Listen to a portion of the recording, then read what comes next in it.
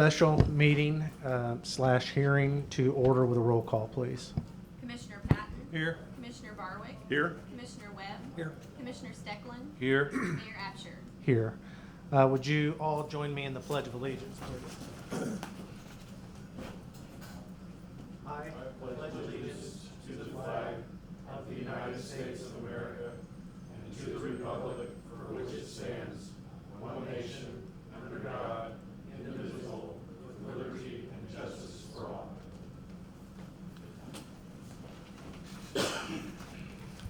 Okay, I'm going to skip item 3 in the agenda, which is audience to visitors or public comments, because in essence, that's what this whole meeting is anyway. So we're actually, number 4 is sort of the same thing. It's still going to be governed by Ordinance 3128, with the exception of the 5-minute rule. And we can have this meeting up for up to 30 minutes. So the purpose of this meeting is we have identified an issue that we believe is a safety issue. This is not a new issue with having parking on both sides of North and South Market Street.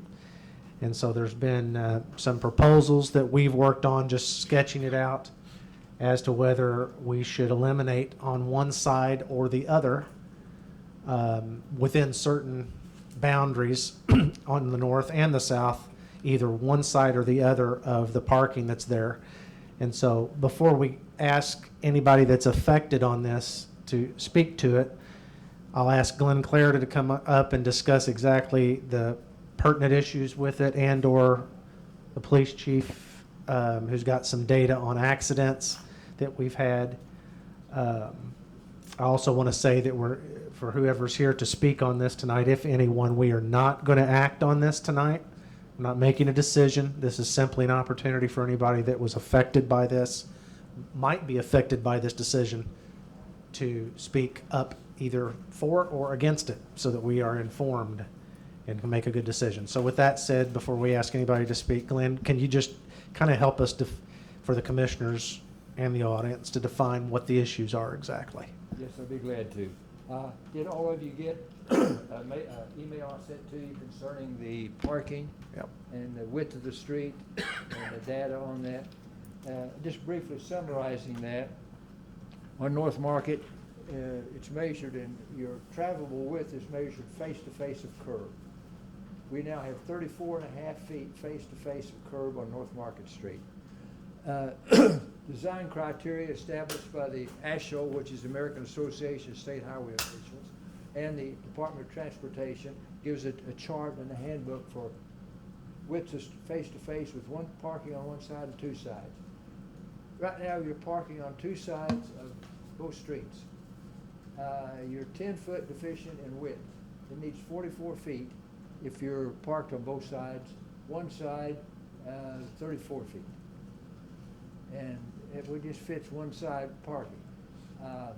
Now, you might say, well, it's functioned this way for 30 years, and that's a true statement. I've brought this to several councils' attention about trying to make that is a safety hazard.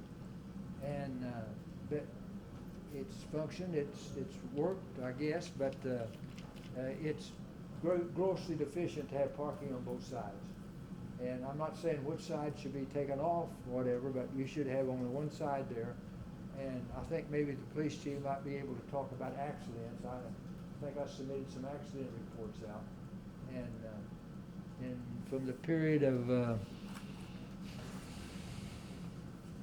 traffic count on there, by the way, is 4,700 some change on North Market Street, and South Market Street there was 3,700, 4,500 on North Market, 3,700 on South Market. And that's both directions during a course of a day, correct? That's over 24 hours average daily traffic count. Okay. So that's a 24-hour period.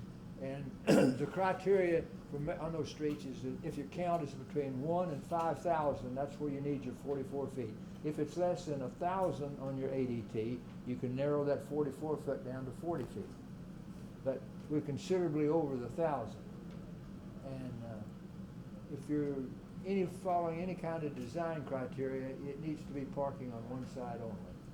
Glenn, on Main Street, both directions, we've already done that, right? Well, we did that on West Main several years ago. East Main, we did that about 3 years ago. We had several accidents there in front of the church. But the post office there. Okay. And we eliminated it on the north side. We kept it on the south side where the post office was, and it's made traffic function much more effective on that street when we did that one. So I was trying to think, is there anywhere else in town that we have this situation, or this is the only? Not to that extent that I'm Okay. aware of, no. If traffic was slowed down in those areas, I guess that would make it a little bit safer. Would, you know, and I'm not advocating this, but speed bumps or something to, It's not so much Really the slow the speed of the traffic? traffic. If two large-sized trucks meet, I mean, they have to pull their mirrors in to get by. My SUV, I made a pretty good-sized truck that had the mirrors out. We had about 2 inches of clearance between his mirror and my SUV. But it was a large-sized truck. And it's just super tight. And, I know we was up here Saturday at the Civic Center, and when we left out, I was just noticing there was parking, cars parked on both sides, and a guy with a boat trailer trying to get through there, and he met a car, and it was just, oh, they were just squeaking through. It is really,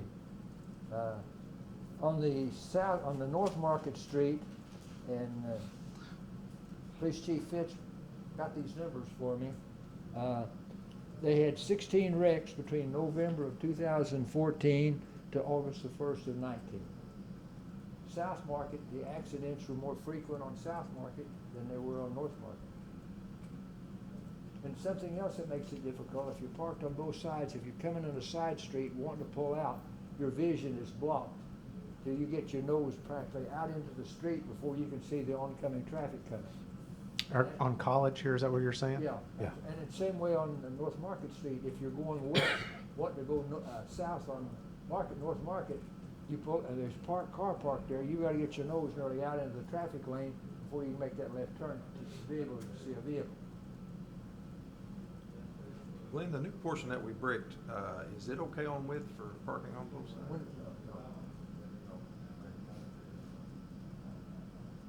In fact, I think, if I'm not mistaken, that's no There's parking no at all. Okay.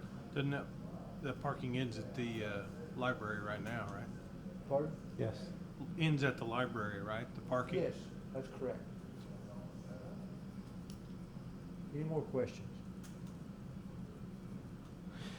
Glenn,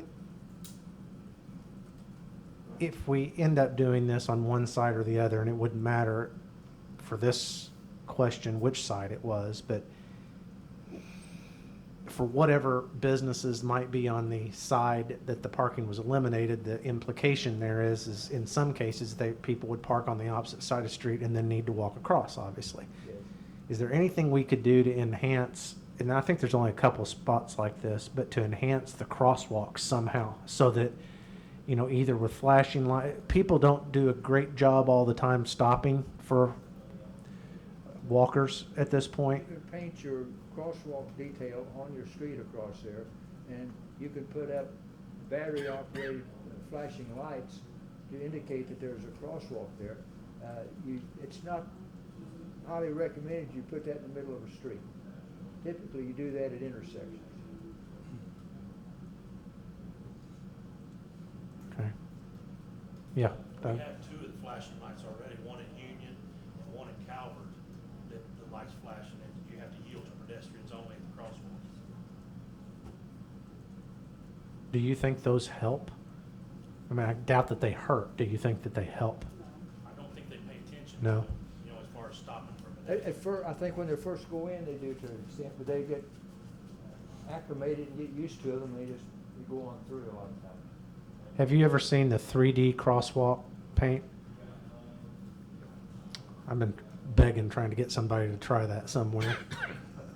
I think that would be neat.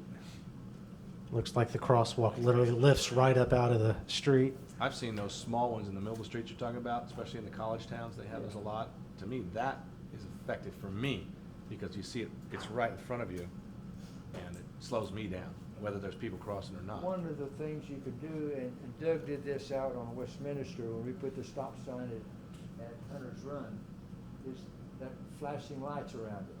And I've heard several good comments on that, that makes that stop sign just jump out at you.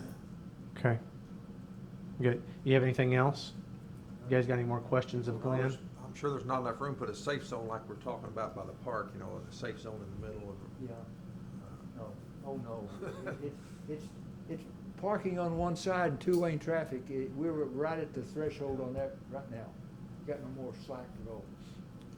Glenn, do we know, I'm sure we do, the number of spaces on the east and the west? Yes? Yes, we do. On that letter I sent on July the 29th, the summation is on North Market, on the east side we had 15, the west side we had 22. That's North Market. That's North Market, yes.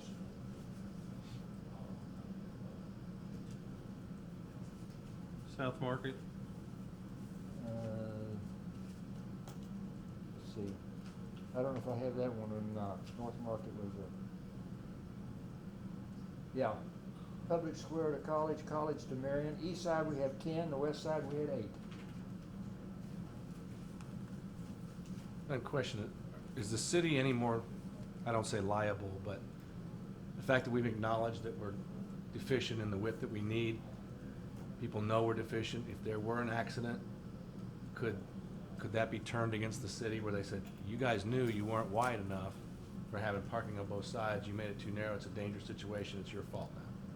That's always a question that I had, John, and an attorney would have to answer that one, I guess. I mean, just on the surface, it would seem that to me. We had several doors in the cars parked at the post office that would open the door to get out, to go in, a car coming through.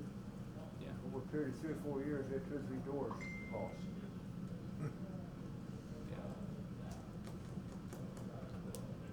In my, That's a question, John, I can't answer. I'm less concerned with that as far as, the reality is one of these days, a kid or, Yeah. it doesn't have to be a kid, but a little kid dart out from the many places between these cars and whatever, and if you've watched it, you know how fast people drive through this needle point, so to speak, and there's not any room for error there, and somebody's going to get killed one of these days. That's the real question. South in my Market, mind. there was 16 wrecks from December the 20th of 15 to August the 1st of 19. So they had, the accident rate was higher on South Market than it was on North Market. And we only had 2 blocks on South Market, we had 4 on North Market. Wonder how many of those. Chief Fitz, didn't you say some of those wrecks were hit and runs? Yes. I think he said half of them on North Market was an accident would hit and the car would go on and never stop. Okay. Glenn, are those raised medians out there that would be affected on the square? Are we gonna have to do anything with them, no matter what? No. Those will be okay where You're they're at? okay with what you got there, yes. Okay, anybody from the audience like to address? Okay, come on up. Just tell the council your name and what your interest level is, like if you have a business there or. My name is Vince Adams, I own Adams Shoe Store. When you address the parking, I thoroughly understand what he's saying, you know, the wrecks. People do go too fast down these streets. I've watched them come down there, if that flashing light says 20 mile an hour, it doesn't really mean a thing to them. Motorcycles, cars, I've seen them go down 50 mile an hour, just flying through there. But if you start taking out one side or the other, I don't have that many parking spots as it is. We can't park behind our building. The county has the courthouse back there, and that's where the jail's parking's at. So that eliminates that. We don't have any side parking. So I've got, 5 or 6 parks out in front of me. Jackson Gray has 2.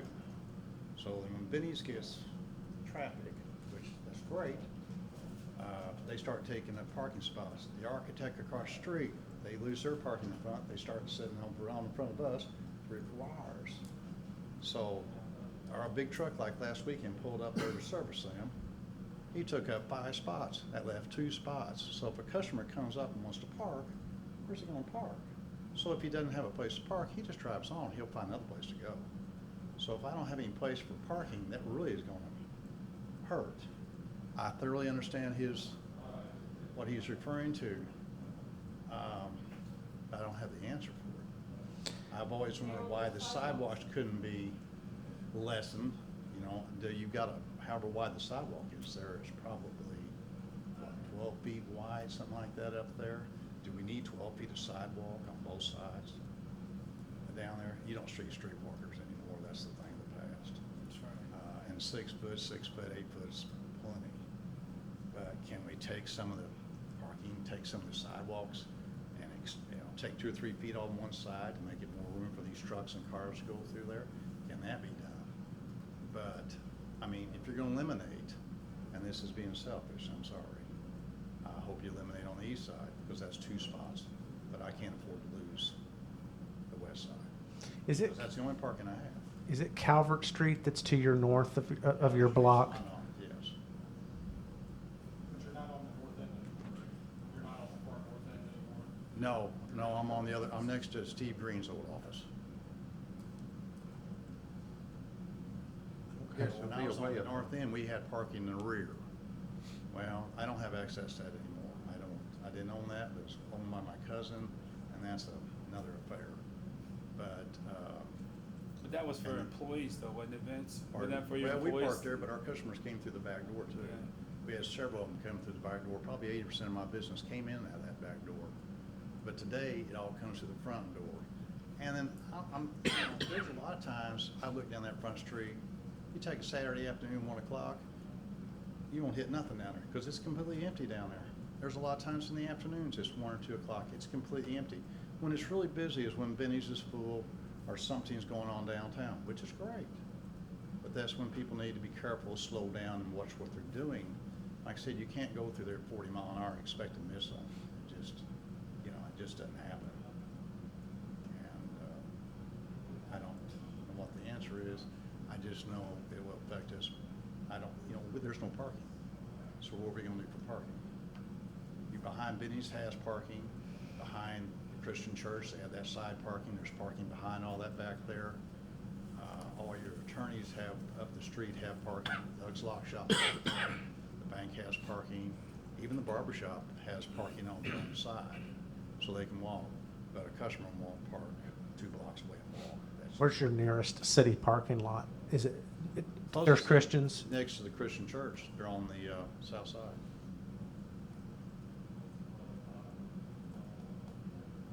Okay.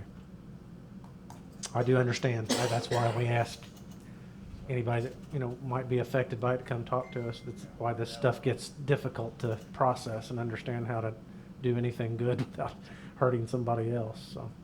Probably hard to do with public parking, but I was thinking, could you designate 2 or 3 spaces for his business during business hours? That's just a thought, probably wouldn't work, but I've seen that in some other towns. I don't know if that's private parking lots or what, but, these parking stalls are for so-and-so business, Just a thought. Glenn, do you know, have we, off the top of your head, how, like you mentioned, how wide the sidewalks, are they uniformly No, they. width all the way up and down there? Close, but not the same. That, he is correct on it, the sidewalks are much wider than the 5 foot that we need, the minimum. You- Well, could we cut in, I know it'd be a lot more expensive, but could we cut in some spots and leave some parking places in front of some of these merchants? Is there even enough there to do that? Well, technically you need 10, you can't get 10. Now, if we took 3 and a half off of one side, 3 and a half off the, well, you gotta do that, you gotta put room for them to parallel park. It would be better than it is now, it wouldn't meet design standards, but it would be better than it is now. Now you've got light holes through there you'll have to contend with. You've got Probably power utilities. poles as well. What's that? Power poles That's what I as said, well. You've got the decorative lights along through there, you've got the big power poles. In the balcony. Now, the power In the poles balcony. would have to be moved by hammer, because they're on the street right away. But you'd have to basically get a place for them to put them, they'd have to be picked up and moved over. What would the possibility be at the road on the north side of Adams, making that a one-way street going west, and then put parking on one side of the street? You'd have to dedicate it to Adams, or anybody can park there, I guess. I mean, if we did that, if we're eliminating, let's say we eliminated on the east side of Market, we're eliminating 2 spots there, and if we dedicated that road going as a westbound road only, we could pick up probably more than 2 parking spots, you know, on the side of the road. If it's westbound, you'd have to park. You're saying one-way westbound, right? I was looking at that earlier. That's why I asked him that question, make sure that's where that's at. Road westbound one way. That might feel a little bit, Where we are now, right north of Seagreens on the Yeah. projects. Yeah. And there's literally no parking. So, this would be a half a block north of where your store's at, basically. Yeah, that's, Calvert, right? Have I got it right? I think you're talking about half a block north. Yes. yeah, right Calvert in is. front- Basically in front of the high rise there. right, that's a street that goes over to Yeah, the, but- You're talking about north of Calvert. I'm talking on Calvert. on Calvert. On Calvert, I'm talking about, Calvert. so Calvert runs east and west, East and west. dissecting Market, right? On the west side of Market, which is on the north of the block you're in the middle of that block now, Right. essentially. We're talking about, There's that too.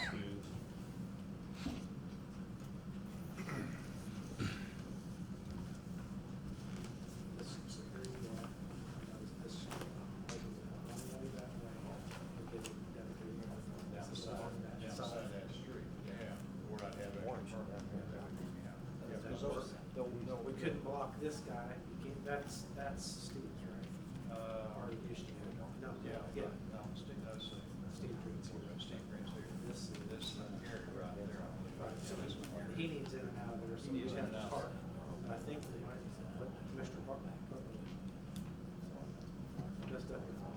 What you're saying? What do you do, break it? I don't know. And then you can put parking. I had a worried look there for a minute. Major gallery. No. Right,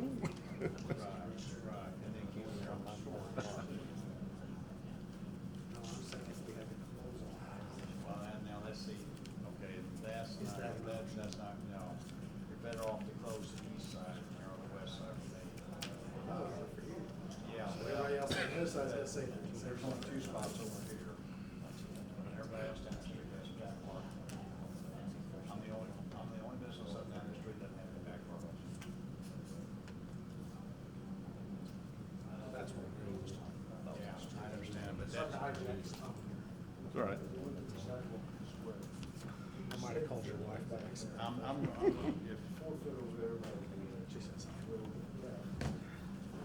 So I'd be the only, the 2, and I hate to take the 2 from them too, across the street. You know, because where they, you know, at least you've got, I don't know, 5 or 6 on the west side versus 2 on the east side. And then also Benny's has got parking in the rear. And. That's a city lot. Betty's lot's a city lot. That's going, now M's up there too, and that's on person, you know. But- No, we get it. We're cutting out parking places. There's no way Yeah. to say it any differently, but I don't know how to, the situation seems to be rather, it doesn't seem much of an option to keep it this way either. But that's what this is about. That's what we gotta sit here and contemplate, so we get it. Approach Steve Ash about that empty lot there, where they tore down the bookstore. I mean, at one time, they were thinking of using it. I don't see that happening now. How far are you right across the street from M? Across the street from who? M? From that empty Christian lot? Church is right across the street from me. Right, okay. Okay, I'm across the street from the architect in Okay. Jackson Gray. He's got parking in front of his building too, doesn't he, the architect? Benny's. well, yeah, he does, but that's on his property. Yeah. That might be an option, John. I mean, can't hurt to ask him. But that doesn't solve his problem. It'd be a quarter of a block. I mean, the big empty lot next to M's place, Melissa's place. That's owned by her. I know that. But Is it a full block? Yeah. But now, I don't, my customer will park way up there, it'd be the same way parking next to the south side of the Christian church and walking 2 blocks down. Okay. I don't see that happening. Is there a minimum amount of sidewalk you have to have other than these 5 feet? And how much do you think is there, Vince, in front of your place? What do you think, 10, 12 feet up there? There was 8.5 in front of Benny's. Pardon? There was 8.5 in front of Benny's. In Benny's? This is probably what, at least double out there. Maybe, I'd say 10 at the max. Yeah. At the very maximum. I've never measured, or took time to measure. And again, if you miss the, out there a foot or two, you'd be much better off if you're missing the 10-foot now. Right Yeah. now, you're 10-foot deficient on your Okay. travel pathways. Well, we can look at that too, Vince, see what kind of leeway between the two sides we might have to be able to cut into. Just, then it just turns into a matter of math, how expensive it is to do all that work. Well, moving the post will not be, So, are you able to have a rear entrance door from the west I side? have rooms for us to park back there for 1 car, and that's where we park at. I made an agreement with, that we're next door to park there, behind them, but the county owns a lot behind us, and that is, off limits. County's got that for, Yeah. there's a sign up there, you know, they'll tell you, so. okay. So the only thing I've got is them 5 to 7 parking spots in the front of our store. And, there's times there's not much parking down there. Okay, would anybody else like to address this issue? If not, we'll adjourn and, Just real quick for the record.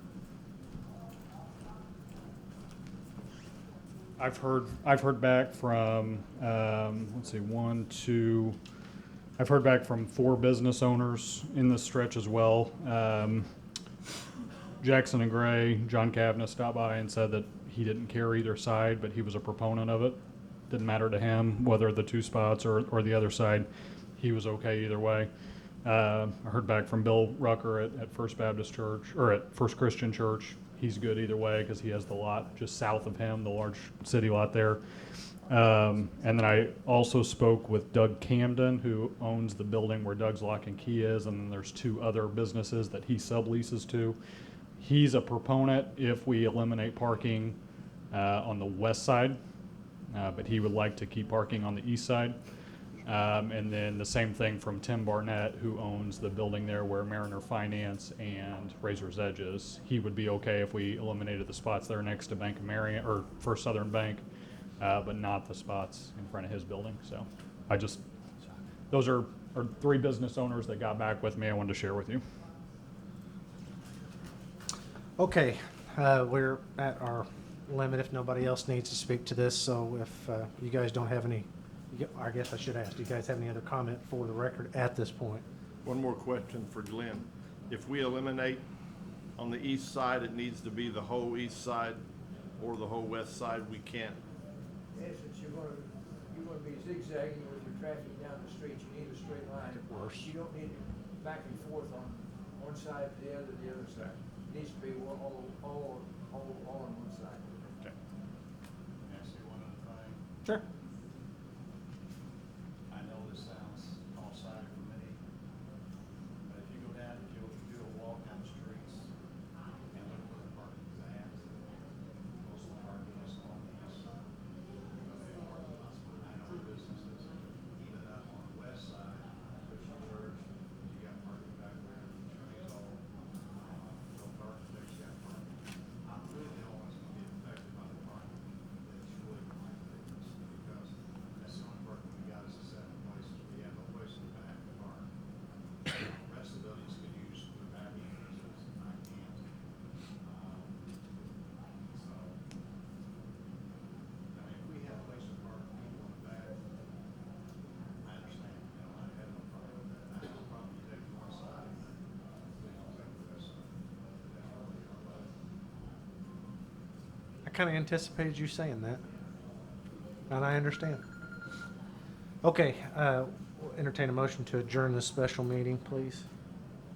I'll make a motion to adjourn. Second. Okay, roll call, please. Commissioner Patton? Yay. Commissioner Barwick? Yay. Commissioner Webb? Yay. Commissioner Steckland? Yay. Mayor Absher? Yay. And with that, we will just roll right into our regular meeting since it's 6:30. And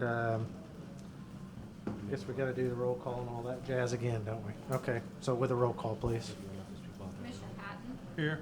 Commissioner Barwick? Here? Commissioner Webb? Here. Commissioner Steckland? Here. Mayor Absher?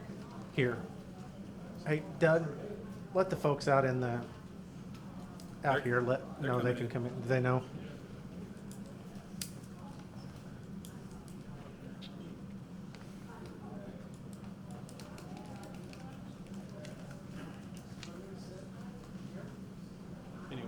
Anywhere is fine.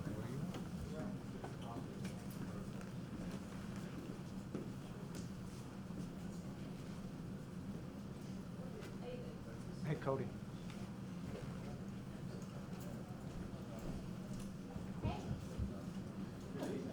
We're facing jail problems. We have I think we're going to need a ride. What help are you anyway? Okay, if everybody, Peace of my mind, and folks that don't give them too big of a too. You don't have a lot of. if everybody that's interested is in here, we will, if you would join me for the pledge of allegiance for the second time. I pledge allegiance to the flag of the United States of America and to the republic for which it stands, one nation, under God, indivisible, with liberty and justice for all.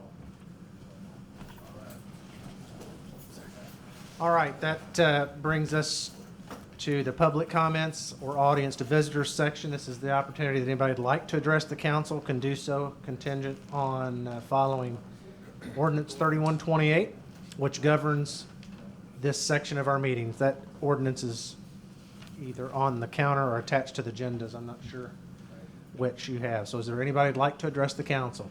Okay, come on up. Just tell us your name and the subject you're speaking on, right into the microphone if you wouldn't mind. I'm having a hard time hearing you here tonight. Okay. You hear me now? I can. Okay. Well, what I'm complaining about is I have a lot of trouble out there on Mack Avenue, North Russell Street in that trailer court. And a lot of dope addicts in that trailer is going all night long. And they said that they got a couch out in front of the trailer today, and they sit out there till 2, 3 in the morning advertising to different people, walking, riding bicycles, everything. Up to all hours of the night. But during the day, they kind of sleep from being doped up all night. And Sleep on the couch or sleep inside? inside the trailer, but they sit out there on the couch and hug one another and kiss one another sitting there when it's dark. But I'm sitting there about 50 feet from that couch to the side of my house on Mack Avenue there. The street joins the trailer court.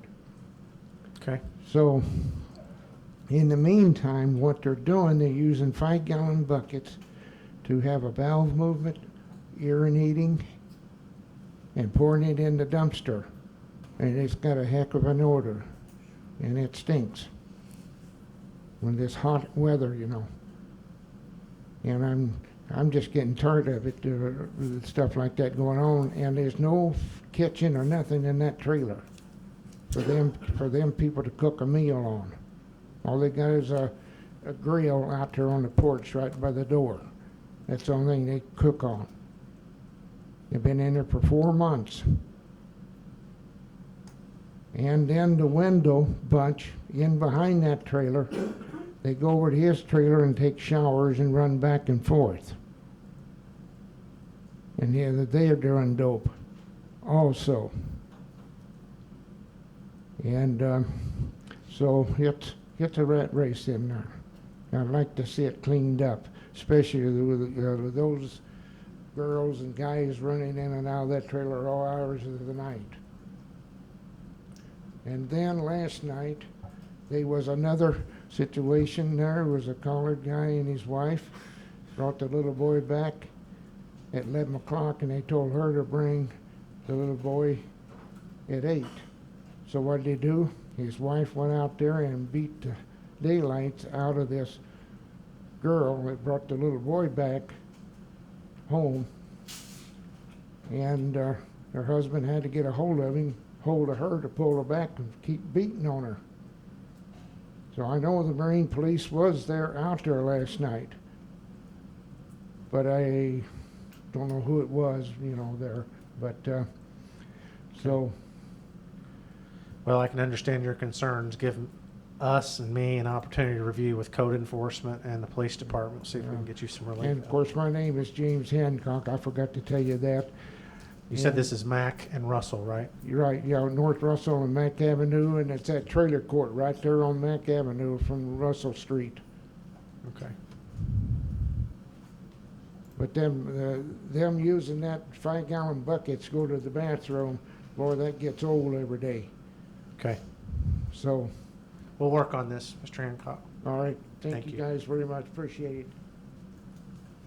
Dennis. Who was next? You guys got to arm wrestle for it. Go for it. Okay. Sure, come on with me if you want.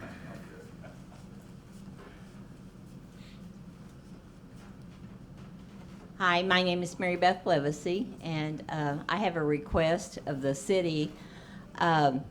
We're yard shoppers. People come in from all towns around here yard shopping and garage selling and all that. And we used to put our signs down by the tennis court. They're not allowing that anymore. They're taking them down. We don't want it to look messy. We don't want it to look unattractive. But if the city has a place where they could put a big board, maybe even put flowers or something under it, and a trash can where people could come and just tack up their signs that says yard sales in one place so everybody knows where to go.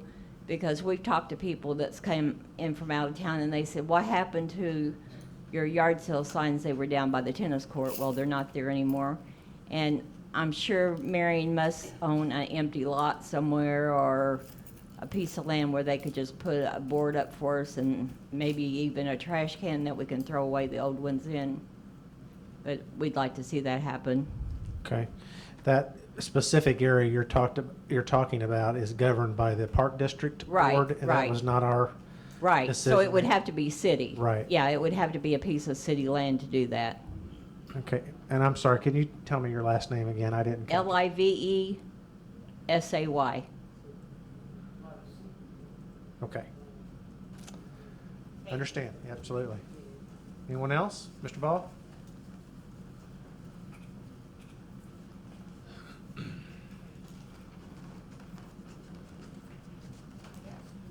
Okay, move that up a little bit. All right. I'm here tonight because I wanted to follow up all of you, since I was here before, during the beginning of the administration. Wanted to find out if anything had been done regarding the proposed economic summit at the Marion Pavilion.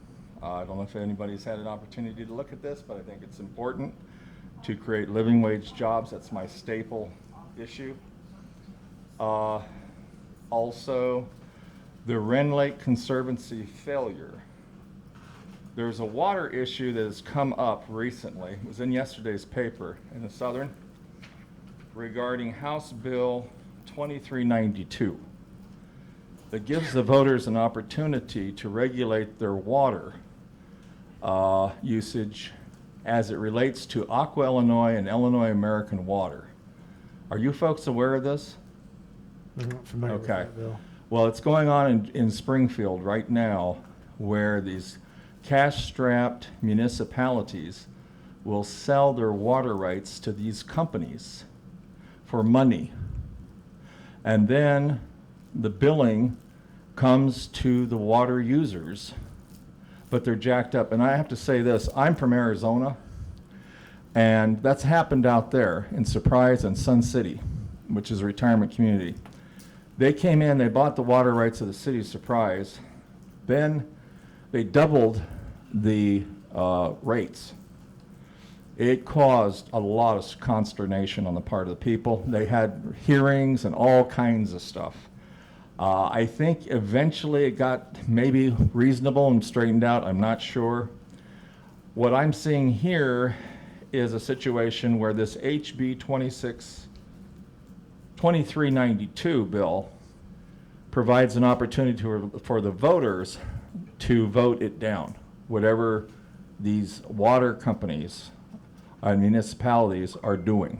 In other words, the voters, the homeowners, the water users, let's get it real, they have a chance to have a voice in this. And this was in yesterday's paper. Brian McDaniel, Director of Governmental Affairs, Citizens Utility Board, wrote this. This was a letter to the editor. And Dale Fowler is somebody who needs to know about this and do something positive for the voters in Illinois. We're already being taxed to death with everything else going up. I don't know if people can stand another bill with their water, especially since Wren Lake last year, as we both know, or all know, what had happened here with the failure of the pipe. And I appreciate if there's been something done, which I believe you said, Mike, that there has been something done regarding the pipeline. I think they're currently building a redundant supply and return line That's good. there now, right? Correct. In addition to fixing that old one, so, We've got 2 lines now.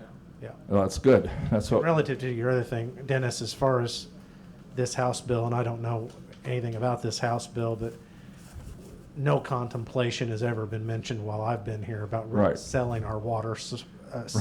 First of all, you gotta understand, Marion doesn't have really its own water system anymore. We basically buy water Right. wholesale from Wren Lake. Right. I don't know what we would sell exactly. but Right. That's, it's, Well, I understand your concern, but that's not something that's certainly come across my desk. my concern is government.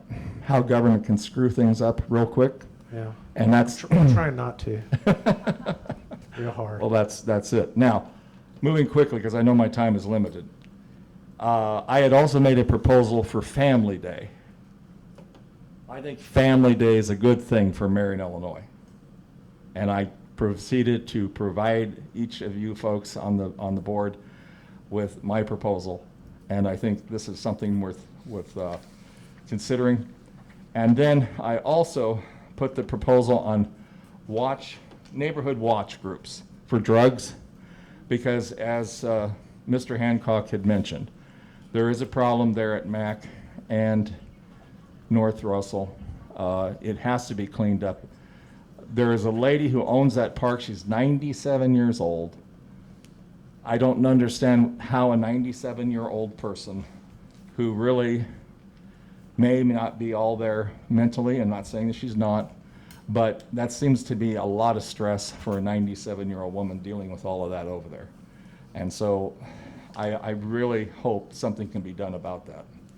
Now, quickly, I know we're running late on time here, short on time. I have provided an opportunity for this council to learn about the high school students in this region who have shown an interest in colleges, universities, and to improve their education and where they go. In other words, where they attend. I think in order to bring living wage jobs to Southern Illinois, we need to be cognizant of the fact that, and I'm sure, Mike, as your experience with the school board, that this is an opportunity to continue the dialogue and the knowledge and the information to bring industry into Southern Illinois with people who will stay here and not get educated and leave because they have no job. That is an important issue in my world. I think it's something that this book talks about. This was by Dr. John Bobel. He's a retired educator. He's done a lot of work here. The city clerk, Tammy, has indicated they would be willing to scan this into the computer and give you folks a copy on the email. I was going to ask you if you would please leave that for me if I promise to return it. I haven't seen that document. Right. of yours, but- No problem. No problem. I think it's for you to look at and review and enjoy. Okay, Yeah. thank you. You bet. You bet. Thank you. Yes, ma'am.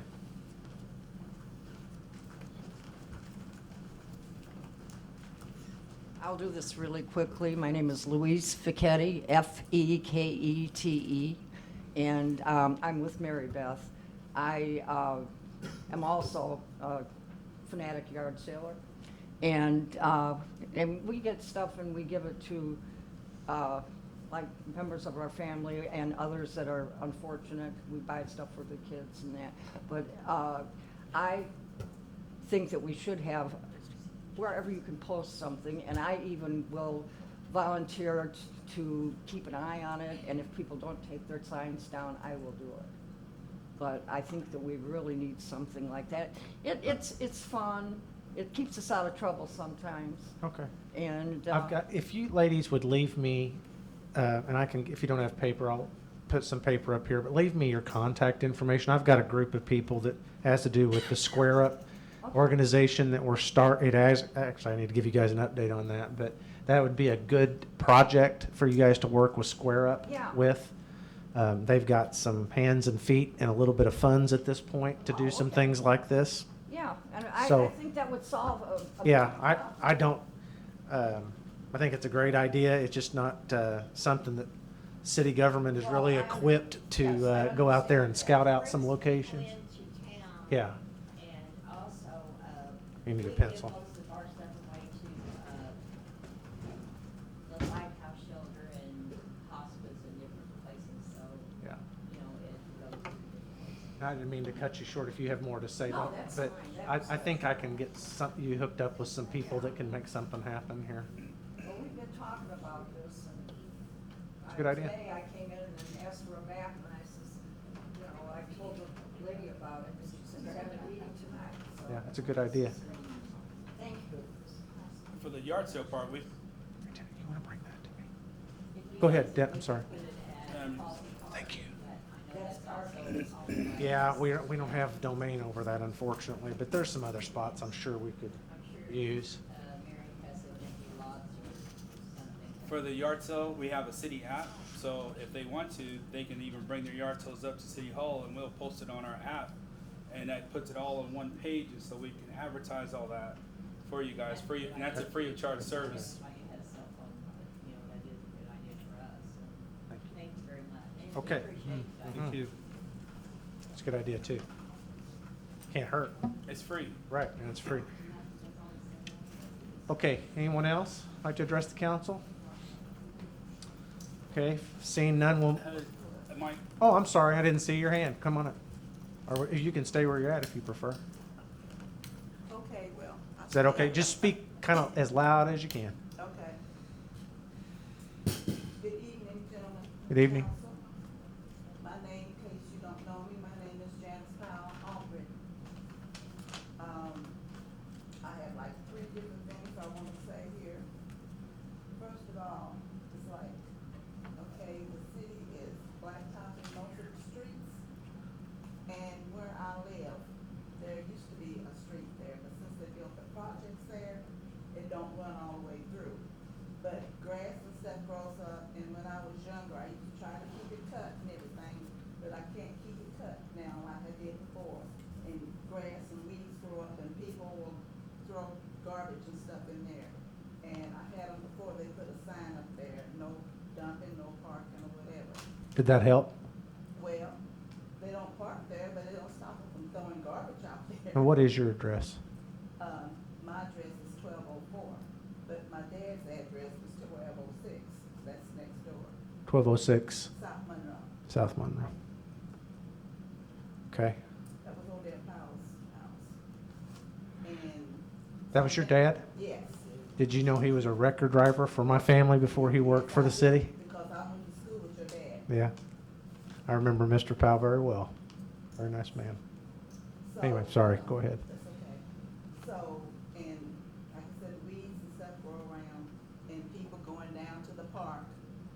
instead of them going down there, putting the stuff in the garbage can, they would throw it out in my yard or against the fence or whatever. And this is at Jones Park you're talking about? Yes. Okay. And since I'm an elderly person, I can't get out there now and do what I used to do because I had a heart attack and stent put in my heart and everything. So I'm limited to a lot of stuff that I can do. A lot of stuff I do I'm not supposed to do, but I still try. And I like for the community to look good.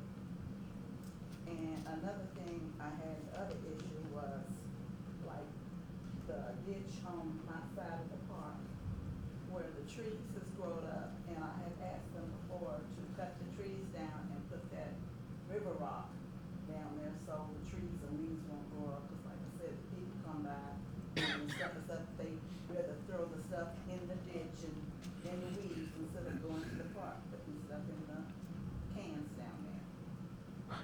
Doug, do we maintain this park, or does the park district? Park District does, but we've cleaned the creek, yes. Okay. And the third one is, I forget what street it is, you know, where you made the new turn, go around in a circle. What's that, Carlin Street? Russell? Russell. Okay. Oh, yeah. Mm-hmm. Okay, so, I take my son to work nearly every day, and I drive that. And one day, this guy, he was coming the wrong way around the circle.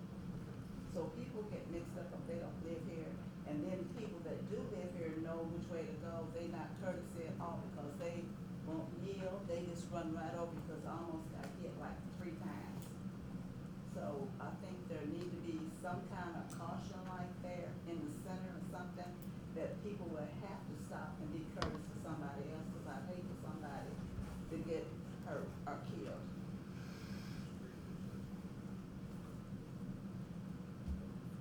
Is that all? All right. That's it. Thank you so much. Okay.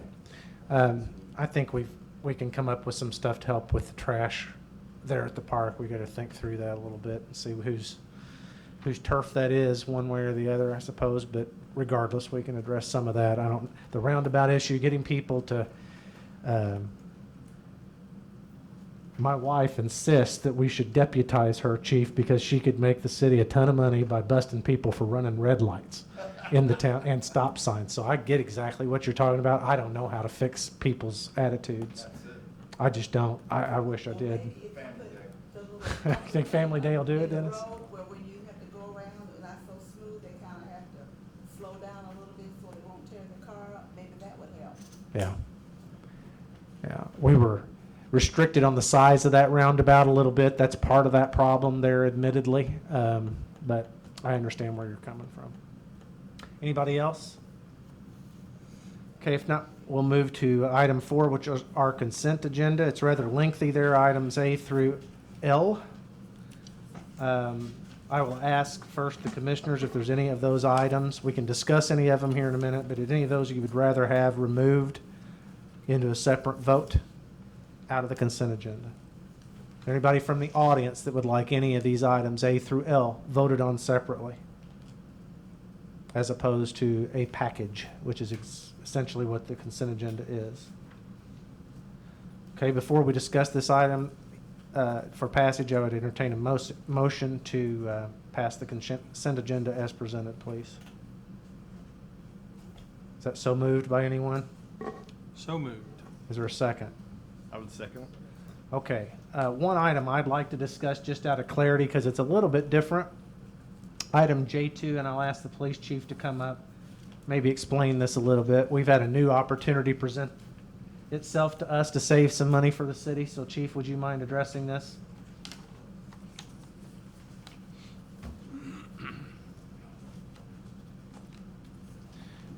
What precipitated this, I think, Chief Barwick, was we had a calamity during that last windstorm that Yes. destroyed and totaled, much to our dismay, a pretty darn good squad car. And so a tree crushed it, and we couldn't talk the insurance company into fixing it. They insist on totaling it. So these police cruisers are getting pretty expensive, as if they were ever cheap. But anyway, Chief Fitz came to Commissioner Barwick and then to me with this opportunity. So would you explain, kind of go through the thought process here real quick? Yes, sir. The Missouri Highway Patrol has a program where they only allow their officers to drive their cars for a certain number of miles. Yeah, get right up in there and with the thing. I can't. I need to wear my hearing aids, I guess. Go ahead. How's this? That's great. Ah, good. Anyway, the Missouri Highway Patrol has what more or less a rollover program. When their vehicles hit a certain number of miles. Not this kind of rollover, right? No, like sir. the car? No. Their officers are required to turn those vehicles in, and they sell them to other police departments. I'm very familiar with this program. I've seen their vehicles. They are, for a lack of better terms, impeccable, taken great care of, and we can get these at a much lower price than anywhere around here that I've found. What is the mileage, Chief? I'm just curious. 64. So this particular one is a 2016, so that basically makes it 4 years, model years old at this point, with 60 some odd thousand miles, which is not very many miles on a police cruiser, incidentally, for 4 years. Absolutely not.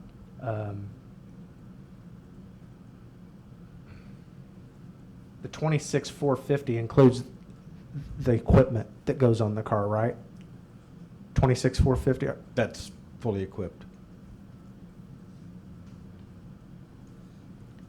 But I have found a way to cut almost another $1,500 off of that today. Okay. Or did I misunderstand at some point? Maybe we were talking about a 15 model, or I thought there was one of them that was 17.5 or something along that line. That is the 15, and they don't have any at the moment. Okay. So this is the only one that's left, or that's what's left? They have 3 2016s left. And this includes the light bar and all that stuff, or do we have to put that on there after that? It does. The fact? It does, yes. Okay, maybe that's what I was thinking. So, guys, just so that to order a new 2020, and we don't know yet because we do. We did order one. What did that one end up being? Before or after? Before just the car itself, it was like 38, 37. Yeah. But you've got another $8,000 or so worth of light bar, radio, and all that. Of course, we'll still have a radio to put on this one. Or does that include the radio, too? This one? We have a radio. Okay. This will include a wiring harness for the radio and the lights, correct? So easy math, is it fair to say this is a $20,000 difference between us ordering a brand new one, which would be ideal, I suppose, versus this setup? Yes, right? sir. So anyway, you think this is a good idea to try, right? I See do. how this works out? I do. Okay. It may not be what we want to continue with. Right. For a $27,000 savings. And another issue is, because that one car was damaged by the tree, we only had one utility vehicle left after the 3 new hires. So the officer that had the vehicle that got damaged by the tree, we've had to put him in the utility. So we have no spare vehicles now. So we have to move kind of fast. Yeah. I guess we put our logo on it though, right? Oh, yeah. We'd have to do that with we used. They come completely, all that, their markings All the are taken stickers are It's off. all, yes, it's all stripped. Does this this price on here include our decals or not? Or is that extra? We believe it will. Okay. Fit in there. So it's pretty much turnkey, ready to roll, right? Very close. We're still waiting on getting the vector from the company that made our new logo. So as soon as we get that, we'll get that to Steve Carnes, and he can get us the exact price. Okay. So nonetheless, it's a little bit of experiment, a little bit out of the box from what we've done before, but we all think, with council's approval, that it's worth trying this to save 20 grand instead of buying a brand new one and see how this works out. And if it works out, maybe we can look for these opportunities. If it doesn't work out, we simply won't do that again. Yes. This one still has warranty left on, as I understand, up to 100,000 miles. Is that Up correct? to 100,000 miles on the powertrain. So that's a pretty good thing, especially on an all-wheel drive one. That's quite a bit of a. We've got insurance money coming from totaling out the squad car that was damaged. And we also are budgeted, we were budgeted for 4 vehicles. So we've got the money budgeted for this. We're just not going to spend As much as at we one had time. budgeted. Yeah. Good. I like that. Okay. Any other questions of the chief? What, is it an Explorer or what kind? Yes, sir. Ford Explorer. Okay, thank you, Chief. Any other questions Easier on than that I- item or any others that we need to discuss, items A through L? Okay, roll call, please. Commissioner Patton, Yay. Commissioner Barwick, Yay. Commissioner Webb, Yay. Commissioner Steckland, Yay. Mayor Absher. Yay. Item 5A is Sewer Department, and I don't think you were here last time when we tabled this. There was some concern over this item and where we were getting the funds for it and whether we had, Yeah, I believe Glenn Clarity was here. I was on vacation last time. So Glenn gave an explanation, I guess, why we need it. I can go into more detail there if you need that. well, I I think we established why we needed it. Did we Yeah. find out where are we going to squeeze this in to pay for it? The budget, it'll probably come out of just our overall maintenance budget for the system. It's pretty substantial. Also, I do include in the budget about $25,000 for unexpected things like this that come up. So there's money there in the budget for these items. As long as no more unexpected things come up for the And they next- may, but Yeah, okay. we're pretty good at moving things around to, Okay. anything like this. that comes Are you up. comfortable with that? The issue I had last time is that you didn't seem very comfortable with, Well, we That- didn't answer where it was coming from. Yeah, and I probably I didn't. talked to Brent. I didn't do my job ahead of time, I don't think, and contacted John, and Yeah, we- no, I could have maybe eliminated We it. determined it wasn't the thing we had to do that night. Right, yeah. That's all. okay. You guys have any questions on this then with that information? Anyone? Okay, thank you. We'd entertain a motion on this then unless there's other discussion outside of having it with Brent there. I make a motion that we approve the purchase of the 25 horsepower ABS pump from Municipal Equipment Company for $13,050. I'll second. Any other discussion? Roll call, please. Commissioner Patton, Yay. Commissioner Barwick, Yay. Commissioner Webb, Yay. Commissioner Steckland, Yay. Mayor Absher. Yay. Item 6A1 is an ordinance that we have had on our radar for a little while. This has to do with the cargo shipping containers and the regulation of those. I asked Cody to come up as he was my point person on this and helped craft this ordinance, so. So, just the origin of this specific language, of course, we adapted it a little bit, but I had originally gleaned this from the city of Taylorville, Illinois. It went a little further than I think we were intentionally, or originally intending it for it to go, because their language said that any of them out there would be forced to be removed within 30 days and that kind of stuff, and I don't think we were wanting to go that far on this.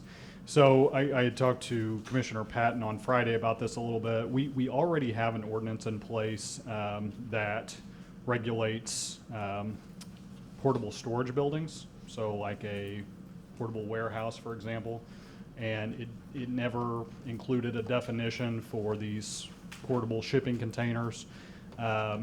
But basically that ordinance, the guts of it say that it needs to have a foundation under it. And I think that's partially one of the issues that we have with these shipping containers. The other being, we don't want to see them popping up in residential areas as a portable warehouse type structure. The difference obviously being the aesthetics of it. A portable warehouse is typically sided, roofed, that sort of thing. We require a permit for those now. And so what this ordinance would do would be to not allow them in residential areas, but allow them for construction projects with a timetable to be removed after that construction project were to end. None of them would be allowed in a residential zoned area unless it was for a construction project, in which case it would then shortly be removed thereafter. But they are still allowed under certain circumstances outlined in the ordinance in commercial areas, commercially zoned areas, and industrial zoned areas. They're not, the ordinance dictates that they're not able to be habitated, so no water, sewer are allowed to be ran to them. They can't be used as a residence, as a habitable place, and they can't be stacked. Obviously, the one outlier there would be the training facility that the fire station has put together, because they're 3 and 4 stories tall at this point out there, and this ordinance accounts for that as well. Are there, I know, I hope you all have had an opportunity to look at it. Are there questions you have? Are there comments? Is there changes that you deem necessary before we move forward? Cody, I think you covered it, but there was, I know we've had one request in the last 3 or 4 years of somebody wanting to use one for seasonal, sell something out of it. On a seasonal basis. And this allows for that as long as it's not in a residentially zoned area. Yeah.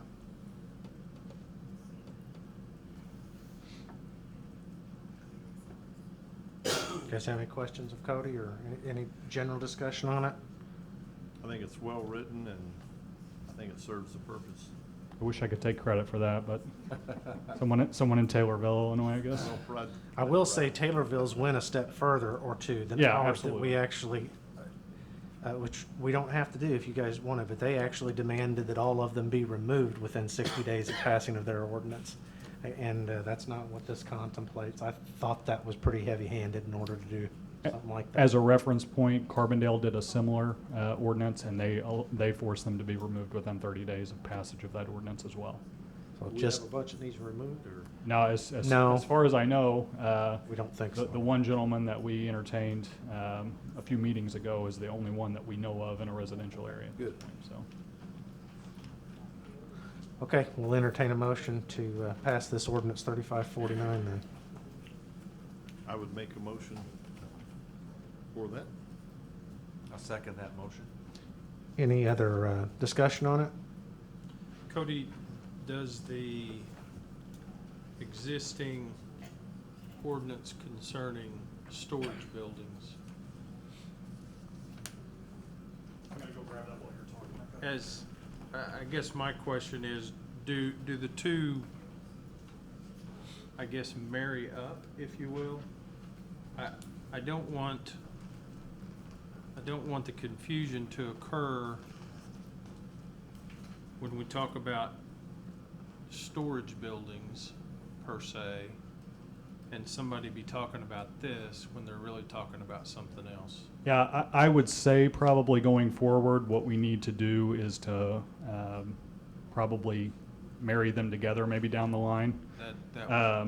The definition that's in our current ordinance is outlined by seven different points, and I'll make you all a copy of this and share it with you. It's on it's in our city code, so it's available online.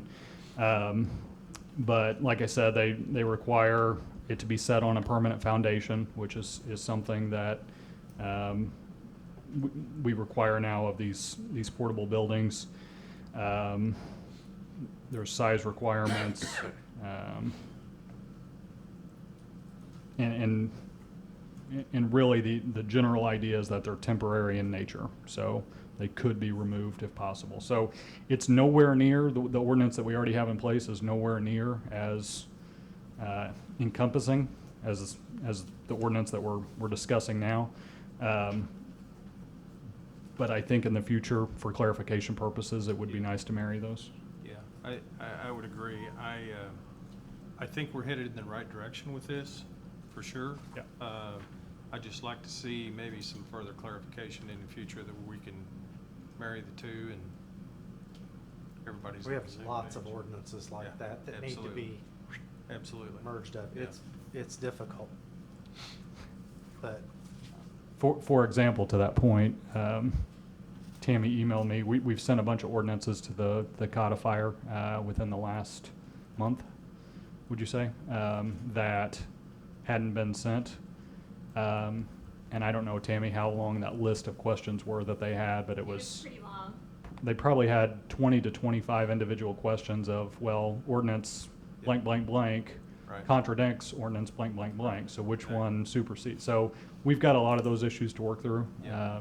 But I don't know the best way to do that other than tackle them each individually one at a time. And well, you have to accept, first of all, which took me a while to realize that that's even what the codification book was. That all exists because of the issue you just spoke about. Right. Is because ordinances don't always marry up, that it doesn't, and that's what the codification process is supposed to put them in substantially similar order from one municipality to the next, but also the ordinances in a chapter by chapter, I guess not chronological, but subject matter order. So it's not unique to us. And when you pass just numerically chronological ordinances, but you know, this may supersede something that was 2,000 ordinances ago. Right. And that's what that codification book, unfortunately, our codification is significantly behind. Yeah. And isn't a great reference material right now until they can get caught up. But as much as that's frustrating too, part of what we pay Sterling codifiers Absolutely. for is they have 4 to 5 people. That this isn't a computer that's scrutinizing this. These are People, trained yeah. experts in this field only that are supposed to help us find hangups in our laws. Right. So there's a process there that's valuable. Yeah. Even though it's frustrating at the same time, they're actually doing exactly what we pay them Yeah, to do in absolutely. this process. Absolutely. We just need to stay on top of it. For example, and this is not throwing any kind of bomb at anybody, when we pass an ordinance on a Monday night, on Tuesday, we need to send it to them. Yeah. Period. That needs to be our process. Yeah. We just haven't always followed that, and it's kind of coming back to bite us. And what in we're this finding regard. is these code books that I think all of you have, or you all should have a copy of it.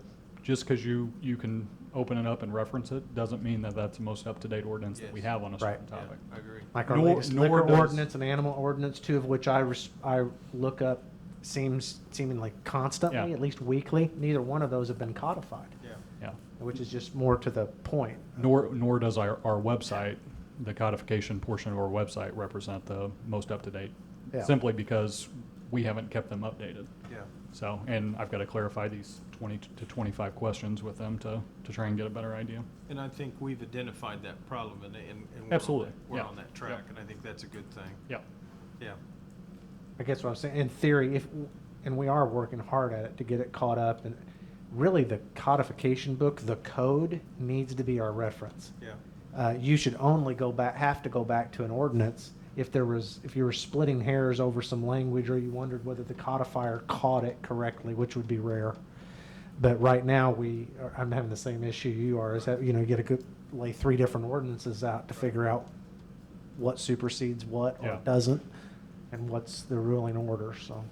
Yeah, and I don't want to just, recommend to pass an ordinance just to pass an ordinance and then let the codifiers catch it or figure it out. But to a certain extent, if an ordinance says what we want it to say, if it regulates how we want to regulate it, there's inevitably going to be a question from the codifiers of, well, does this fit here? Does this fit here?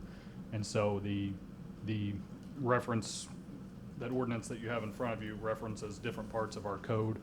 I've done my very best to go through and reference where else in the code that appears, or there's a fine section. It references the chapter 1 of the code that outlines what fines are and that sort of thing. So I've done my best, but I'm not saying that the codifiers won't catch something else, but that's the challenge we face.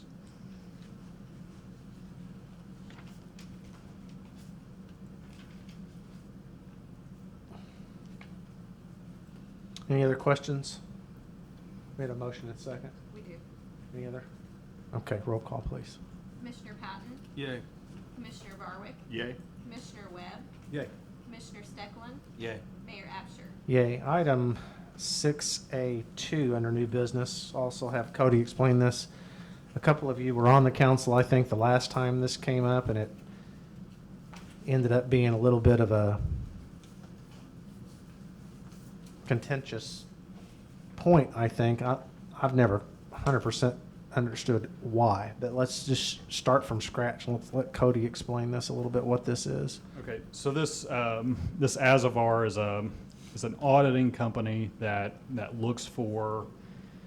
It's not, when I say auditing company, they're not like our normal municipal financial audit that takes place every year. They don't necessarily audit our finances. They audit opportunities that we aren't taking advantage of to gain fees that are owed to us. And so, for reference, some of the fees that they outline are utility taxes, telecommunication taxes, franchise fees, different areas that we aren't collecting sales tax in, hotel motel tax, motor fuel tax, those sorts of things. So if there's anything that's fallen through the cracks, proverbially, that's what they're intended to find. And that's not to say that we've done anything incorrectly. That's just their specific niche is to find areas where, you know, if we're only collecting $10 per whatever and we should be collecting 15, they comb through those contracts, they comb through those agreements, they find those areas, and then how we pay them is on a contingency plan of any new monies they find for us to collect. The mayor's negotiated that in the contract that I provided you that's in your packet. They normally do a 60-40 split, or I'm sorry, 55-45 split, and we've negotiated that to a 31-69 split. And so we would keep 69% of any of those new monies. They would keep 31% of those new monies. And if they're still going to work to find something. If they don't find anything, we don't pay them a dime. And so I think one of the fears before, and maybe the two that were on the council prior can allude to this a little bit, but I think one of the fears was that we would be giving up confidential information. They do this in 100+ municipalities around the state. They're not taking or any personal information, confidential information. We continue to own all of our information, all of our data, anything we provide to them. They're not allowed to share. They have to keep confidential. And there would potentially be agreements in place stating those things. So we're not giving up anything that's specific to us. No employee data, no proprietary information, social security numbers on water customers. Yeah, nothing like that. And so the thought is that anything that's public information, they would be accessing, which they have the right to, as anyone here would have the right to as well. They just try and look at things a little differently. Their program's proprietary, so they have, again, they would provide us with a dashboard, a software package where we could track what they're finding, what we're not collecting, and where we could see somewhat of a forward-looking, have a forward-looking idea of what we aren't collecting, what we will be collecting, and that sort of thing. So there's a couple of practical examples, because I had a hard time at first trying to understand what this meant. Here's one.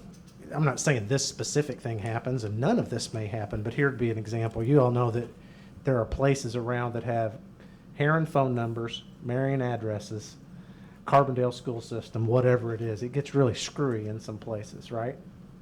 Well, one of the challenges that's out there for municipalities, as I understand it, a business could start in one of those areas and start collecting sales tax. They might be collecting Marion sales tax, but they're not signed up with Illinois Department of Revenue, or Illinois Department of Revenue may not identify them as a Marion taxpayer, a remitter, if you will. I'm not sure that we have the capacity. Matter of fact, I don't even think we get that information. There's only a handful of people that even have access to what remitters might exist between our municipality or not. They've got some proprietary technology. They're just trying to find some of that might slip through the cracks. Another example of that might be similar situation, homeowners that might be paying utility franchise taxes, but Ameren doesn't have them, or whomever, Mediacom or whatever, doesn't have that allocated to Marion's list. They may be paying it, and it's sitting out there in an escrow account in La La Land. It's just, you would think that those systems exist to make sure that every dime goes to everybody, but apparently they don't. So I have talked to a couple of different mayors. The closest one to us was Jason Ashmore in Cesar, who Cesar's smaller, but even I think they netted $10,000 out of the deal. And he said, it assured me it was all copacetic and they would continue to use them, that there was really no downside to this. So, I remember one question was, what if they find out we owe somebody?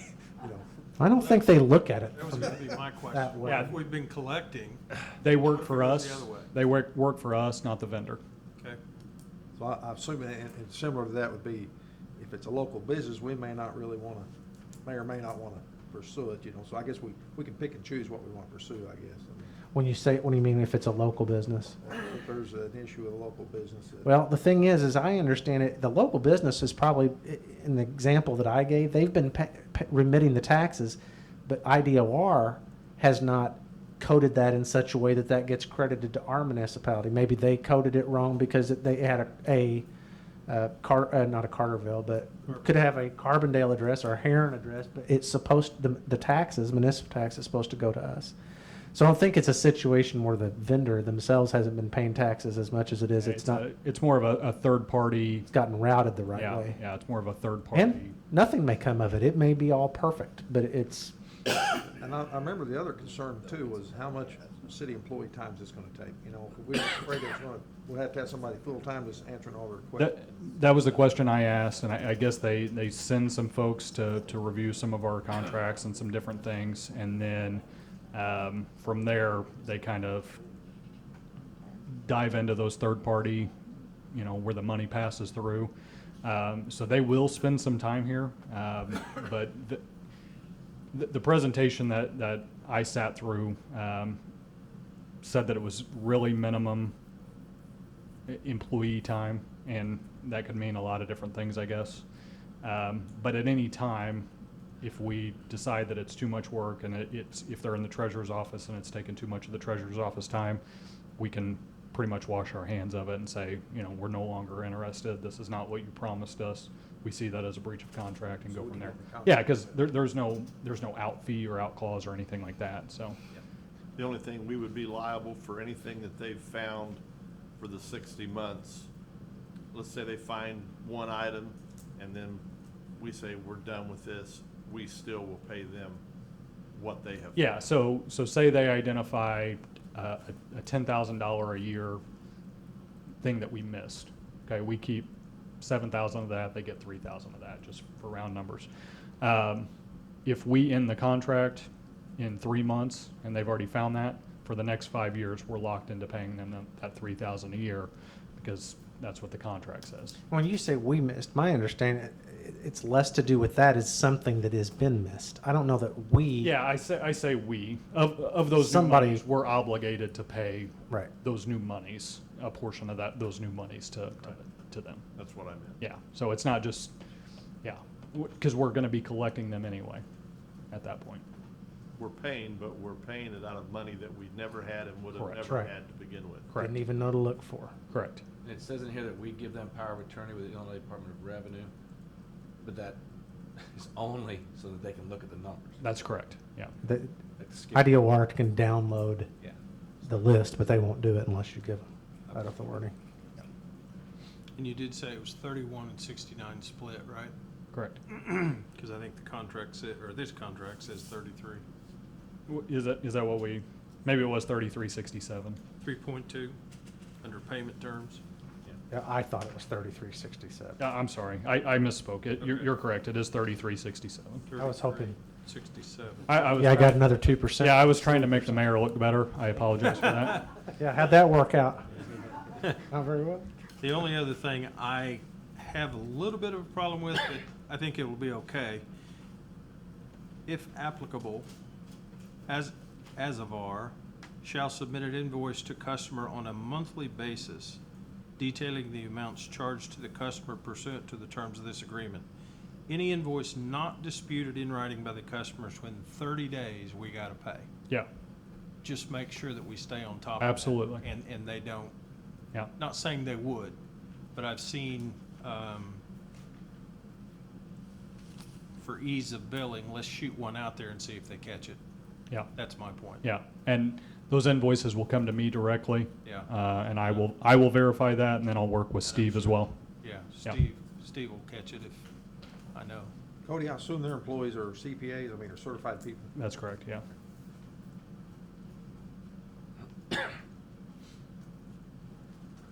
Any other questions or comments? I guess my point in saying that was, I don't want them to go find something we already have Exactly, yeah, right. and us get the invoice and that's not disputed and 30 days later, we gotta pay for something we're already Yeah, getting anyway. yeah. That's all I'm saying. Exactly right. Yeah. Understood. 'Cause I- I'd say I- it would be very easy to do that. Yeah. Yeah, I had ran the contract that I had sent all you by David Lawler as well. He's not here tonight, but he sent me a couple of comments that just, and I can share these with you, but they refer to some of the specific contract language that I'm going to ask for some clarification on. So there may be a few amendable parts of this, but most of what he says is just cautionary. It's not, real language that needs to be changed. So I will keep you updated as we go along on this, if it passes. Any other questions? Roll call, please. Commissioner Patton, Yay. Commissioner Barwick, Yay. Commissioner Webb, Yay. Commissioner Steckland, Yay. Mayor Absher. Yay. Item 6B1. Steve, if you want to come up and talk to us about this. Mayor? Yeah. Motion in the second. Sure we had a motion and a second on that. Oops. Well, then that all didn't count. I need a motion and a I'll make second. that- I'll make that motion. I thought we did already. I didn't think we did, but Okay. maybe I missed it. We didn't on the second one. I don't think we did on the Avatar. Okay. Avatar. Do I have a motion? Yes, I made it. Is there a second? I'll second. Roll call, please. Commissioner Patton. Yay. Commissioner Barwick. Yay. Commissioner Sorry, guys. Webb, Yay. Commissioner Steckland, Yay. Mayor Absher. Yay, that's what you get with cheap labor from me. Okay, item 6B1 has to do with budgeting software, I would say more so than accounting software. So, That's correct. Steve, can you tell us how this came about and where you went to look at it? And so Sure. forth? We currently have budget software, and then we have another financial support software that the supervisors use. And they work, but there's a lot of issues with them. I think the supervisors can find out, that one, on the one thing we call drill point, it's very slow. And whenever we have updates, they have to reinstall. IT has to go around and reinstall it on everybody's computer. And then when it comes to the budget software, I'm still having to do everything in spreadsheets. And so the software is very limited. So I decided, I wanted some software where we could combine those two softwares we currently have so that supervisors could look at the same software that they're budgeting through and get the same information, and that I could be able to present better reports, not having to throw everything into Excel, but to be able to produce reports out of this system, reports that would look much nicer and supply a whole lot of more information. And so I went and just basically Googled software and went through and found some softwares. We did some webinars with them where we looked at their software. The one that I'm presenting tonight just stood head and shoulders above all the other software. It's very expensive software, but it was just far better. Me and LaDonna and Terrence actually took a trip up to Champaign because they use the software up there. And they just love it. They said does anything they want to for them. And this could be something too, that the way we have it set up is in that each of the mayor and the commissioners, you also then can be set up on it, and you can then design it to meet your needs, to be able to look at your department to get certain information without having to wait for me to print off financials at the end of the month, and they're already 3 weeks to a month late. That you can get current information also with this type of software. And we also can do something we've never been able to do before. We can also then do not only just a current year projection, but we can go out, if we want to, we can go out several years to try to get a feel for how things are trending and where things are going to also. And so, like I said, it's expensive. It's and like I said, the cost of $14,500, and that's kind of misnomer. And to a degree, it's annually, but a lot of software, what they do, they have a large cost up front. For instance, our accounting software, it cost us $50,000 when we first got it, and then we pay an annual fee after that also. And what they did, they just combined the upfront charge and just raised their annual fee on a yearly basis. They've also they also have locked in our annual fee for 5 years without any increase also. And then it would be, and then the implementation charge for them to teach us how to use the software and how to get set up on it would be $10,000. So the total cost in the first year would be $24,500, and then would be $14,500 after that for the, locked in for the next 5 years. There's a couple of things I'd like to add to this, because after Terrence and LaDonna and Steve went to Champaign, I didn't know that this was the specific thing they were there to look at exactly. But then I had we'll call it a slow speed come apart, not quite a high speed come apart, trying to figure out something one day, and just kind of went into Steve's office and said, we got to have better than this type of a thing. And he said, well, let me get you, I need you to see what we just saw. And he set up a webinar or whatever you called it. Mm-hmm. And I looked at it. Subsequent to that, I asked them to give me a test login to it, because I wanted to see if I could break it at home, because I'm pretty good at breaking software. And for those of you that know any of my background at all, you know I'm very, very tough when it comes to buying software. A lot of it, in my experience in business, and even when I sold software, a lot of it ends up being what I call shelfware, which is sounds good, looks good, but you don't use 99% of the features, and it ends up on a proverbial shelf. This stuff's good. It's really, really, really good. It's a game changer for us. It is, like Steve said, one of the best things that Dr. Oates brought to the school district when we were involved was the ability to forecast out. In our case, it was a 5-year plan. We had, believe it or not, never had that capability before. Because some of our, 75 to 85% of our costs are driven by personnel related expenses, including healthcare. And some of that we kind of have a guess figure on. Some of them you don't, like healthcare. You don't know exactly what that's going to do, but you can put in a plug number for that. It's kind of scary, but good to know at the same time. In 3 or 4 years, there's going to be a point where your revenues have to grow, or that stuff crosses over. And my argument is, as scary as that is, you might as well know it going in so that you know what's got to happen. And this has got that capability. It's not that hard. It doesn't appear that hard to plug in and manipulate.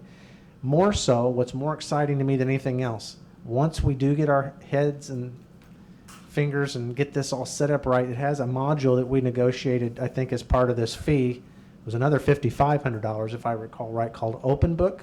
Yes. Which then allows us to present all that to the public on our website. Mm-hmm. So I would not suspect that if we pass this and allow this, it's going to take us a while to get it up to speed and convert it over. And it'll take us a while to understand it before we'd want to throw that out there for the public. But we talk a lot about transparency in government and needing that. But we really, on the budget side of things, outside of just print, which is the best we can do, it's just what it is. We print them out here and lay them up here on the counter. But in today's world, we can and should be able to do better than that. And once we're up and running, whatever we've got access to, maybe not down to the employee level of expenses, Right. but we should allow the public to see where we're at budget-wise. It's not really guesswork, but there is a lot of data involved, and this presents it very graphically, easy to understand, hard to break. I can prove that point because I was not able to break it. So the question that we always end up with, which Brent bore the brunt of 2 weeks ago in absentia, is where's it at in the budget? I'm here to argue that we should spend this money even though it's not in the budget, because I honestly believe it'll save us hundreds of thousands of dollars of poor decisioning down the line. Now, 10,000 is in the budget. Okay, well, 14.5 Of then. the it's not in the 24.5, budget. 10,000 is already in the budget. But it's that good. It's that much of a game changer in my opinion, and in their opinion. It's not my opinion. You may guys have already researched done it? this, but did we try negotiating that implementation fee down? Yeah. Yeah, We did? sure did. And they said. And it is negotiated now. Oh, it is? That's the good deal. That's a good deal? Yeah. Ooh. I thought And after the first, 6 hours. after the first year, excluding the $10,000, you're at 14.5, and that's locked in for 5 years, Yes, correct? yeah, that's the one. And you're that already is locked budgeting in. 10,000 for what you're using now, basically? Well, no, I budgeted 10,000 for new software. We'll save probably around $4,000 was what we'll save. We'll be dropping the maintenance on those other two softwares. So it's going to, it'll net out to be 10 or 11,000 this year. Is And what it will be. and ongoing, right? I mean, Yes. you plan on spending 10 grand for new software. That covers this implementation Right, exactly. fee. Right. But the difference between what we're dropping off and adding is roughly $10,000 or $11,000 a Right. year. Mhm. That's how this comes out to be. But that part is not budgeted. It's plain and simple. Let's just be conspicuous about it. Hey, Right. Steve, don't we get rid of that micro and we get rid of drill point, right? Right. And they have an annual fee that goes up a percentage every Yeah, year, right? yeah, So it's just there's not a nearly as savings there. much, but yeah, but it will go. But it's not enough to pay for Yeah. all of it. It'll probably net out to be about, we'll be spending a total of about 10,000 more than what's in the current budget. Right. And is this cloud-based? Yes. Yes, it is. It is So you can cloud-based, see, yes. that's the other issue with drill point. It's not bad, but you have to be here Yeah. to get into it. Yeah. Or then craft it and email the spreadsheet to somebody else, and if it needs to be updated, you can't do that. You could get this from your phone. I tried it. Your iPad. I Yeah. tried it. My laptop. I tried it. That's why I wanted this test login. It's a hybrid system. Well, yeah, technically, the data gets downloaded or sent to them nightly, as I understand it. Yes. They then house all the data, but it's, of course, what do you call it, HTTPS, it's SSL It's secured. cloud-based. Yeah, It's cloud-based. but it's secure. It's secure. Stitas Questica, they've been around a while, and you think? Yes, they Yes. have, yes. They'll be around a while in the future. Yes, for oh, yeah. Support. Mm-hmm. Yeah. Yeah, and they said, Champaign says their customer support is fantastic. And I checked with Champaign the didn't say IT. anything bad about them at all, nothing. I checked with the IT guys and asked them how the support was, and they said it was pretty minimum.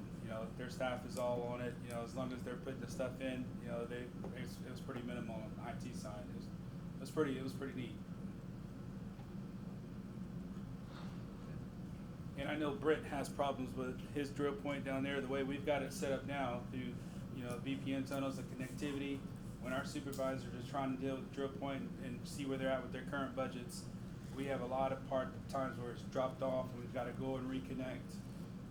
We have to update a lot of it, and so it's a lot of running back and forth just to keep the drill point up and going. And we've been really the front line of the tech support for that company, because when we have to call them, it's a long wait. So we need to figure it out quickly, which we are able to do.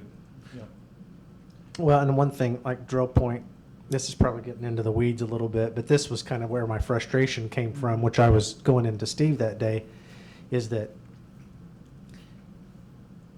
like drill point can run a time period.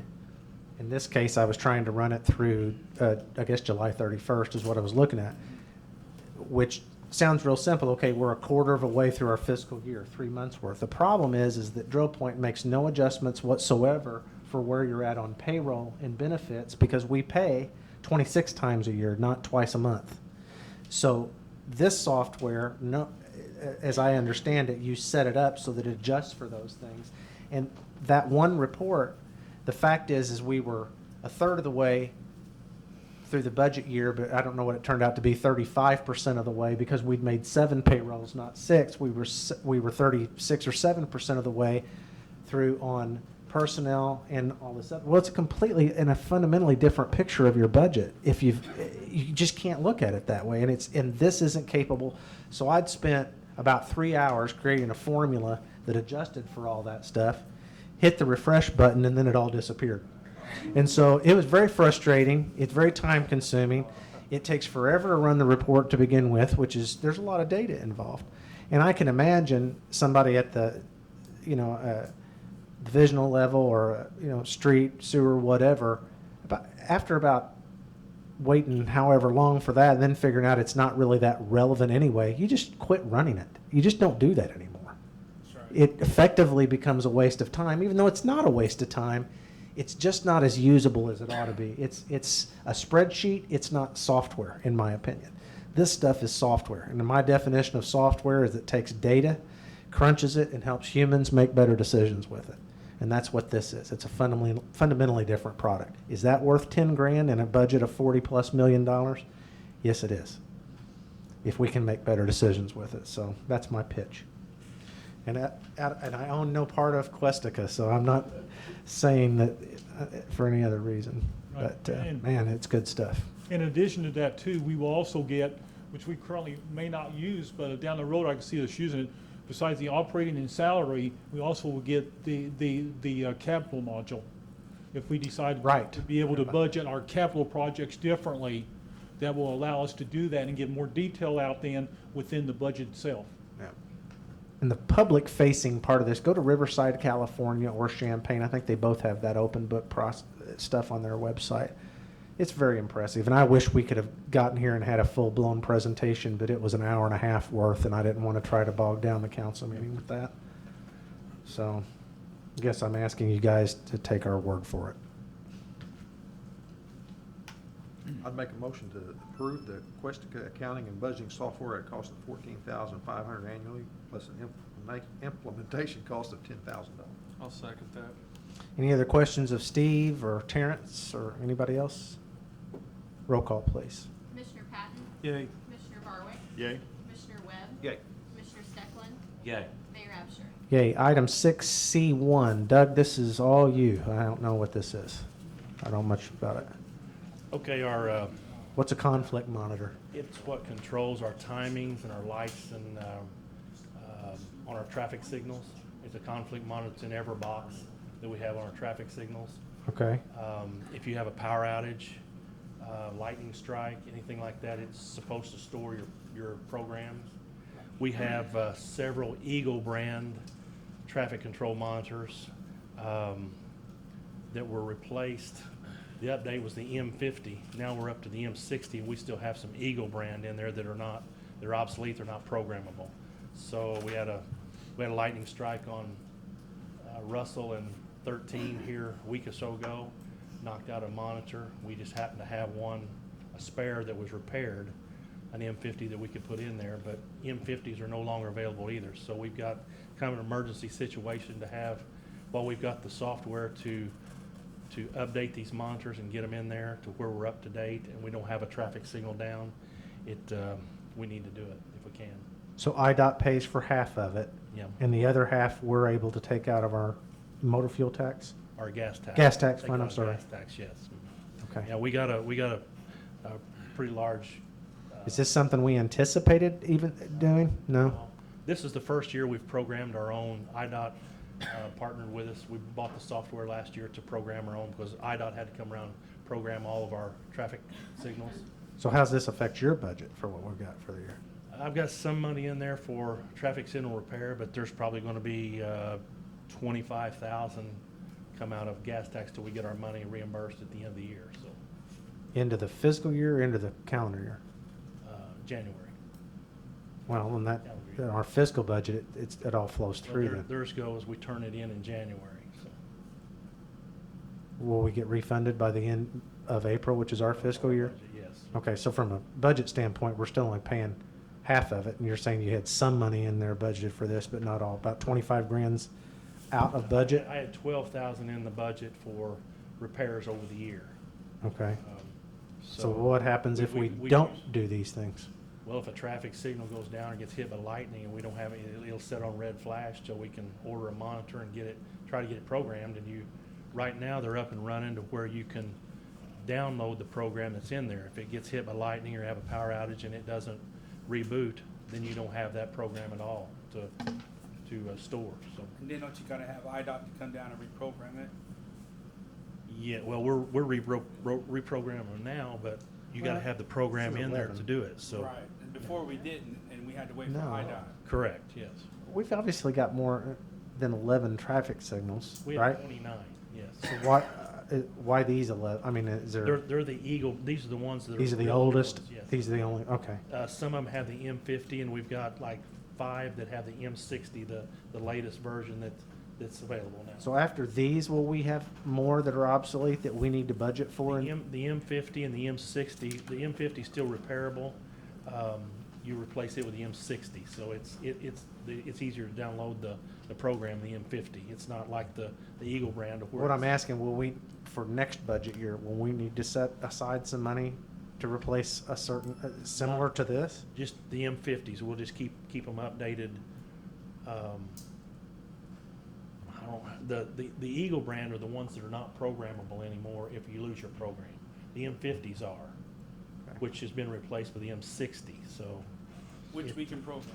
We can reprogram them. So Once we do this, then we control every Yeah. traffic light in the city, so. We have the same capabilities as the IDOT guys So do. now when we, if you're going Actually, to our- speed our- limit. our on the east software's side, later, Go so- all the way Yeah. through without stopping. How often do we lose the programming? Is this something that happens pretty often, or? Well, a lightning strike or a power outage or like we Car had. crash. a You car had wreck. one just a few weeks ago? Yes. When was the previous one before that? Skyline Drive where we had the wreck, and then Route 13 out here where a car hit another So one there. it's so an ongoing. Yeah, it's, So any power interruption to it, it loses the programming? yeah. Because it's- we it's a- can't reprogram it, you're It's saying? supposed to reboot itself when power comes back on, it stores it, but the Eagle brands, it's a 50/50 if it'll reboot and store the program. If you don't have it, we can reprogram the M50s with our software. Okay. You cannot reprogram the Eagles. Do you have That- battery backup in some of those? Yes. Doug, does this let you do this remotely, or do you have to be at the unit to do it? At the unit with the, Have to be with a right there. laptop, yes, with a program. Okay. To answer the mayor's question, after we do this, the next year's budget, we won't be asking for more money, right? Because we're in good shape. Well, we'll still have our budget for repair, but we won't have obsolete ones Okay. in there that are not programmable. I got you. Is what I'm saying. This will get rid of all of the non-programmable ones, Yes, yes. because the 50s and the 60s both are programmable. They're compatible, which the M60 has, in the last year, has took its place, but they're still compatible where you can program. Right.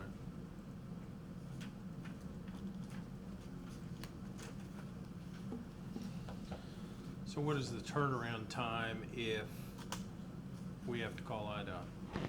Well, IDOT right now doesn't have anybody, he's off work, so right now with an illness, so right now, that's why we bought the software last year, we're reprogramming our own, so we're working with IDOT to program them. Turnaround like the one was 3 hours the other day, we took a monitor out there, programmed it, put it back in on Russell and 13 there, so it was 3 hours, by the time we changed the load switches and the lights that had blown from the lightning strike and reprogrammed it, we were down 3 hours, so. But 11 of these can't be reprogrammed. If we lose the program in them, then we They would go have- out, they're just done. we'd have to start from scratch. You don't know what that traffic signal was programmed for. I mean, your left turns, your right turns, and, you know, your sequence at night that changes timing. There's a lot to it that's stored in that timing program, so. Is it not possible to capture that information separate from the traffic control cabinet? You mean, do it remotely? No. If the information's there at the cabinet and and we have a power outage or lightning strike, whatever, we gotta go physically to the cabinet. Can we get that information prior to the lightning strike and keep it back at your office so we always have a copy of it? All we gotta do is plug it in. That's what we're doing right now, but if you don't do it and replace them and have something to store that information in, if you lose it and you don't, we've got most of them stored here, but you don't have anything to replace it with. You gotta do it manually, Doug. Yeah, you gotta. So what you're asking is download what we got now. You Yeah. have to manually put it down on a piece of paper basically and go back to that box and say, okay, this went Yeah. here, that went there, Your that left, sort of deal. your left turn is whatever. Yeah, so it's a lot of manual. So, Could take You hours. can't download that on a computer and have that saved. This is the programming for Russell and Route 13. And then tomorrow we have a lightning strike and it goes out, then you can't take your laptop back out and pull that setting up and dump it back into the module? You can with an M50 or 60, but the Eagle brand, if you lose that program, even though you go back out there with a laptop, you can't reprogram it, so Gotcha. you're down. Gotcha. You don't have you can't have a controller that you can actually Gotcha. program. So the Eagle, if it loses its programming, You're done. it's done. Yeah. It's like Windows Just came around 98. for me.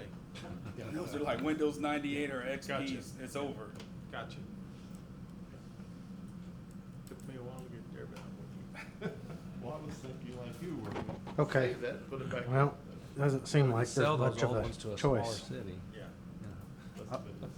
I'd make a motion to approve 11 new replacement conflict monitors for traffic signals at a cost of $3,252.10 each. And that makes the total at $35,773.10 out of the gas tax fund, of which IDOT will reimburse 50% of the cost, leaving our cost at $17,886.55. I'll second that. Thank you. Okay, roll call, please. Commissioner Patton? Yay. Commissioner Barwick? Yay. Commissioner Webb? Yay. Commissioner Steckland? Yay. Mayor Absher? Yay. We don't have this section on the agenda. I need to add it from here on, but we'll call it Commissioner Report. So, Doug, do you have any report for Accounts and Finance? Yeah, with the help of Cody, I would like to report on the Colt League World Series tournament. That concluded. For those of you that don't know, Southern Illinois team won that tournament. There were 10 teams in it, 4 international, 6 within the continental United States. In my opinion, a very successful tournament. I think the first year we had it, I don't think we knew what to expect. This year, with the administration change, we kind of got shortchanged on planning and organizing. I would hope that we could keep it again next year so we could have a full year run on planning and organizing. Cody and I have already talked at length. Well, just about every night we were out there watching the games, we were brainstorming and trying to figure out ways that we could make it better. We've got some really good ideas coming up, but that's probably for another meeting. That being said, I think Steve Miller, the chairman of the tournament, chairman of Pony Baseball, chairman, whatever it is, sent us something today. So if you want to share what he sent. Yeah, I'll read Steve's letter. Steve's a city council member in Heron, and he's also regional president or regional vice president of Pony Baseball, tournament director. He says, on behalf of Pony Baseball and Softball, I want to thank the city of Marion, the Miners, and Visit SI for their support of the Colt World Series. Congratulations as well to the Southern Illinois team who represented this community in such an outstanding way. This is the first time in over 40 years that the host team has won the Colt World Series, so that's kind of neat. With this win, the host has brought momentum to the Pony Baseball program in all 13 states that represent the North Zone. There are many things that went right this year and always things that we could hope to do better next to improve the tournament experience and share this experience with the community members in Marion and around our region. We believe that forming committees to represent the hospitality towards our teams, help with fundraising opportunities, and showcase all that Southern Illinois has to offer will only enhance the tournament. Sponsors, we are open to new thoughts to help develop strategies to get this done. And then he says, please remember that our hotels will provide a rebate to the city, and the Miners have agreed to provide the city with $1 per every ticket sold for those in attendance.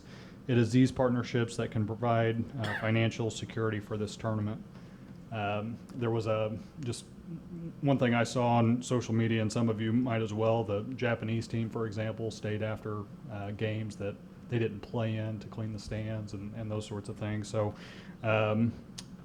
Steve also sent over a evaluation form that was kind of a compilation from the teams that had sent in, and there were no complaints about any of the facilities, the city as a whole, or any of the activities that they had here as well. So from the teams that were present, that were from outside of the area, they seemed to enjoy their time here.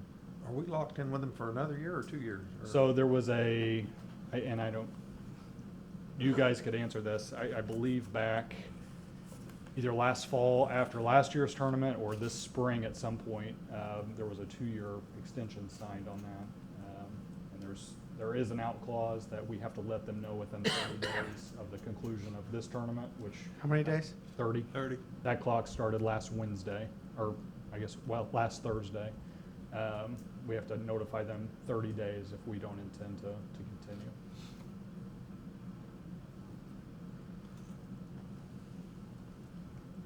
Shannon Weisenmayer also with Visit SI sent me one this afternoon, and she also thanked us for the support.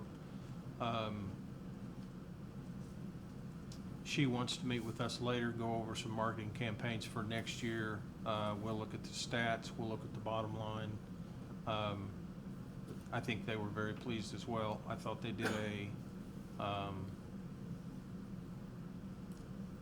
better job than in years past as far as advertising. It seemed to be out there on Facebook. I didn't see any TV ads, but people told me that there were. No? Well, I don't know. I didn't see any. I thought there was a few, and radio, so.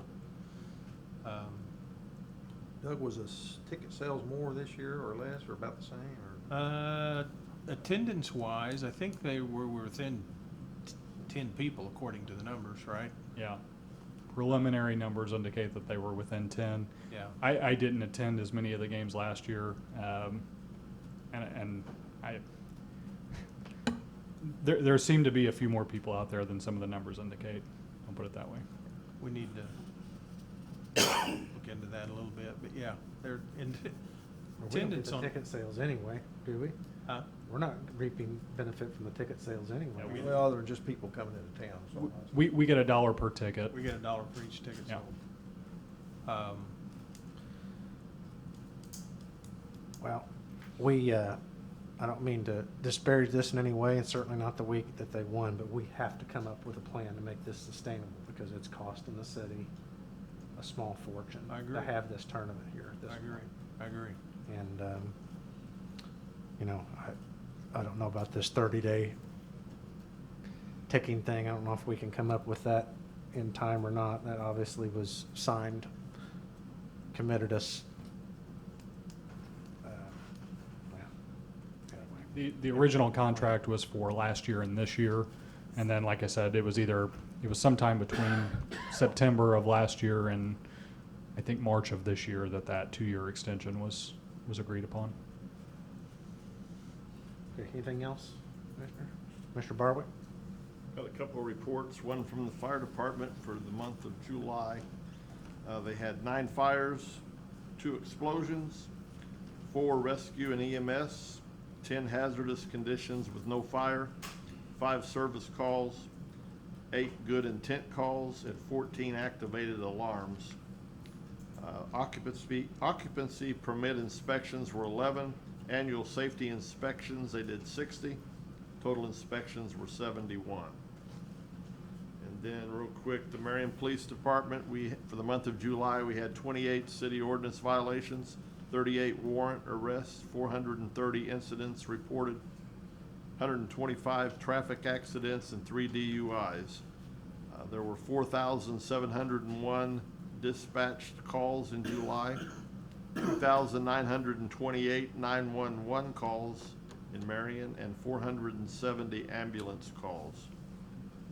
And the Marion Police Department Narcotics Unit initiated 24 cases, had 3 federal arrests, 13 state arrests, 5 firearms were seized, $29,208 were seized, 70.24 grams of crystal meth, 114 prescription tablets, opioids, 1 body armor. There were 9 controlled drug purchases of methamphetamine, 3 search warrants, and 2 consent searches. So both the fire and the police department were pretty busy. Mr. Steckland? Well, first, I want to give a shout out to, I had no idea what it takes for our sewer department to take care of the odor issue in the town. And after reading I wish you would see this report that he sent. It's amazing what goes into this thing to try and figure it out, A, economically, and B, just knowing where our issues are. You know, what's causing it, what does it, and personally, I can just say, I think it's been a good year so far. So that's very interesting, and I want to give kudos where they're due. You've seen the markings on the new roundabout up by past Kroger, up that way. That's for all the new additions going out there, so there's a lot of movement out there with water and sewer lines being moved right now. And I want to give a shout out, it's not really mine, but I want to give a shout out to the Civic Center. right now too, for some of the stuff I've seen coming through recently and some of the new concerts, some of the new activities that are coming out. I think that's fantastic. The diversity that we're putting through in that building right now. I think it's wonderful. That's all I've got. Okay, Commissioner Webb. Yeah, one thing in my mailbox, I don't know if it was in the rest of you or not, and while Doug's here, a three-way stop sign intersection of South Carbon and Westminster. We've had some requests, and I've heard them through Doug. I guess traffic, now that we've got Westminster open, traffic's starting to back up. I was through there the other evening. I did see like 4 cars, waiting trying to get turned on to South Carbon. So I don't know if you want to add anything to that, Doug, but that's something we may have to think about at some point in time. Talking a signal or just a stop sign? Three-way Stop sign. My preference would be a signal, but that's a little bit more involved than even just a stop sign, but, I'm just worried about a signal there when school, I mean, a signal with school would back you up to Creel Springs. when they let Chief, out. in a pinch, could we have somebody, we've done this before, well before your tenure, I think even at that intersection, as a matter of fact, we've hand No, signaled. they were at Hendrickson. Oh, okay. Yeah. Could you just this week, since school is starting, personally, as time permits, either you or the assistant chief kind of monitor this and see if we need to break loose any manual resources to get traffic flowing there? Do you know what we're talking about? As you're eastbound on Westminster at that stop sign, I think the concern is traffic outflows from the high school or to the high school during the pinch times, as no one will be able to turn north. Be a left-hand turn if you're eastbound on Westminster trying to get back north on Carbon. I think that's the bigger concern. Is that right? Ending. Yes. I know we are pressed for resources too, but in the short term, we may need to step out there with a vest and try to do it if it ends up being a disaster.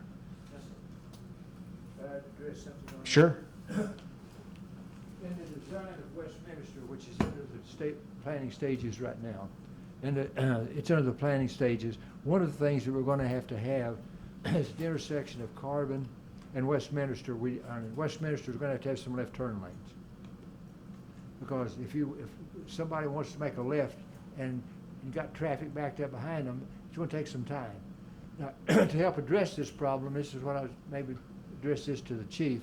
I've talked to the Greater Egypt Group, and they have a camera we can set up there that monitors traffic for 2 or 3 days, records all of it. We can see all the movements, how far, what we have, and I thought we'd put that up after school's been in session 2 or 3 weeks for the students to get acclimated to using Westminster going west.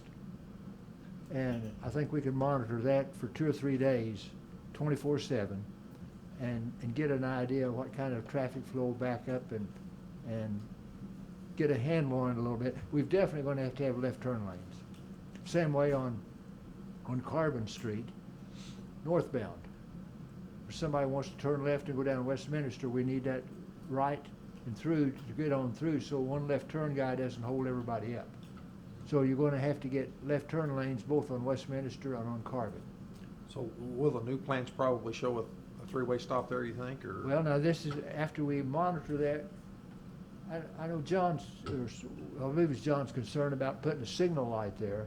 You can put cameras, we can put video cameras on that and let traffic go for a while, then you're going to have to stop. And if there's not many people coming on Westminster, it'll stay green for Carbon for people to move on through. Now, if it starts backing up on Westminster, the cameras catches that, sends a signal, relay signal to the cabinet, opens it up, and lets the other side go through. Instead of having a loop detector on fixed time, you do it with cameras. But that's all in the design of the new street that it's going in. But I think ultimately you're going to have some kind of signalization. If you have a 4-way stop, then you are going to back traffic up. And you're going to, whose turn is it next? And they start going there, you start getting accidents. The one thing, I'm getting calls on this, and I know you guys are too. Let's try to keep perspective here. This first week or two of school is not the best indication of how things will be permanently. People will settle in after a while. We saw this when the high school was built, and it dramatically changed how people got in and out of there. But if we'd have made decisions based on the first week of the high school being opened, that would have been, we'd have made some bad decisions. So let's just relax here and observe and make some logical, Help with the police. that we may need some help from the police department if needed, so. I was gonna suggest that we put the cameras up about the third week after Yeah, school, third or fourth that week. makes sense. After people got in a routine, they've accepted the new routes going on Westminster, kind of get a handle on it, and leave it there for 2 or 3 days, and just get a picture of how it's gonna operate, and that will in turn then help dictate the signalization, and cameras gets away with timing. The cameras then will visually see where the backup is. After a certain period of time, it'll kick over then. Okay. And, but yes, there will be a backup. If any type of traffic signal we put at Carbon Westminster, when school starts and when it gets out, you're going to get a backup. Can't be helped. Did I hear you say we needed a left turn lane from Westminster to turn Somebody that north wants to go on north. Carbon? Somebody's eastbound on Westminster and wants to go north. You'll need a left turn lane for them. And also one from Carbon wanting to go west on Westminster. On Carbon and west on Westminster, that's correct. You get very little traffic going down the other Westminster going. And you're saying whether that's signaled or not, whether that, we're gonna have to build that in there. Yes, absolutely. Yeah, that would have to be built in, because one person turning left, if you don't have a bypass for them, you'd back traffic up Right. forever. Which would mean a little bit wider and bigger intersection That means we gotta get some right of way. and land acquisition, yeah. That's absolutely correct. Yeah. Okay. Thanks, Glenn. What else you got? That's all I got.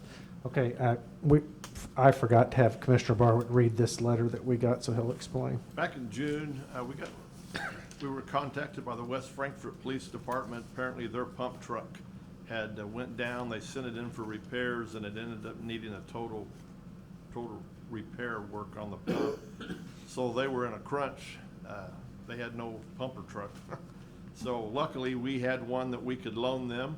And this is just a letter from the fire chief up there. I'm not going to read the whole thing, but they were thanking us for allowing them to use one of our spare trucks. I'm just glad that the city was in a position that we were able to reach out and help a neighboring community. That's kind of what it's all about. And just glad we could do it. Okay, anything else to come before the council? Miscellaneous? Okay, I will make a motion myself that we have a short executive session for the purposes of litigation and personnel, but I will ask for a second for it here in a moment. But prior to that, for our audience members, it's been my practice, and I will do so again tonight, we will be taking no action back in here after this executive session. So what that implies is while you're welcome to stay, there's no fireworks afterwards. So if you want to leave, now would probably be the time to do that, because we're going to want to leave as soon as we're done with this. But so we're not going to do anything after this executive session is over other than adjourn. So with that said, I'd entertain a second to my motion, please. I'll second. Okay, roll call, please. Commissioner Patton? Yay. Commissioner Barwick? Yay. Commissioner Webb? Yay. Commissioner Steckland? Yay. Mayor Absher? Yay. Okay, guys, if you'll join me over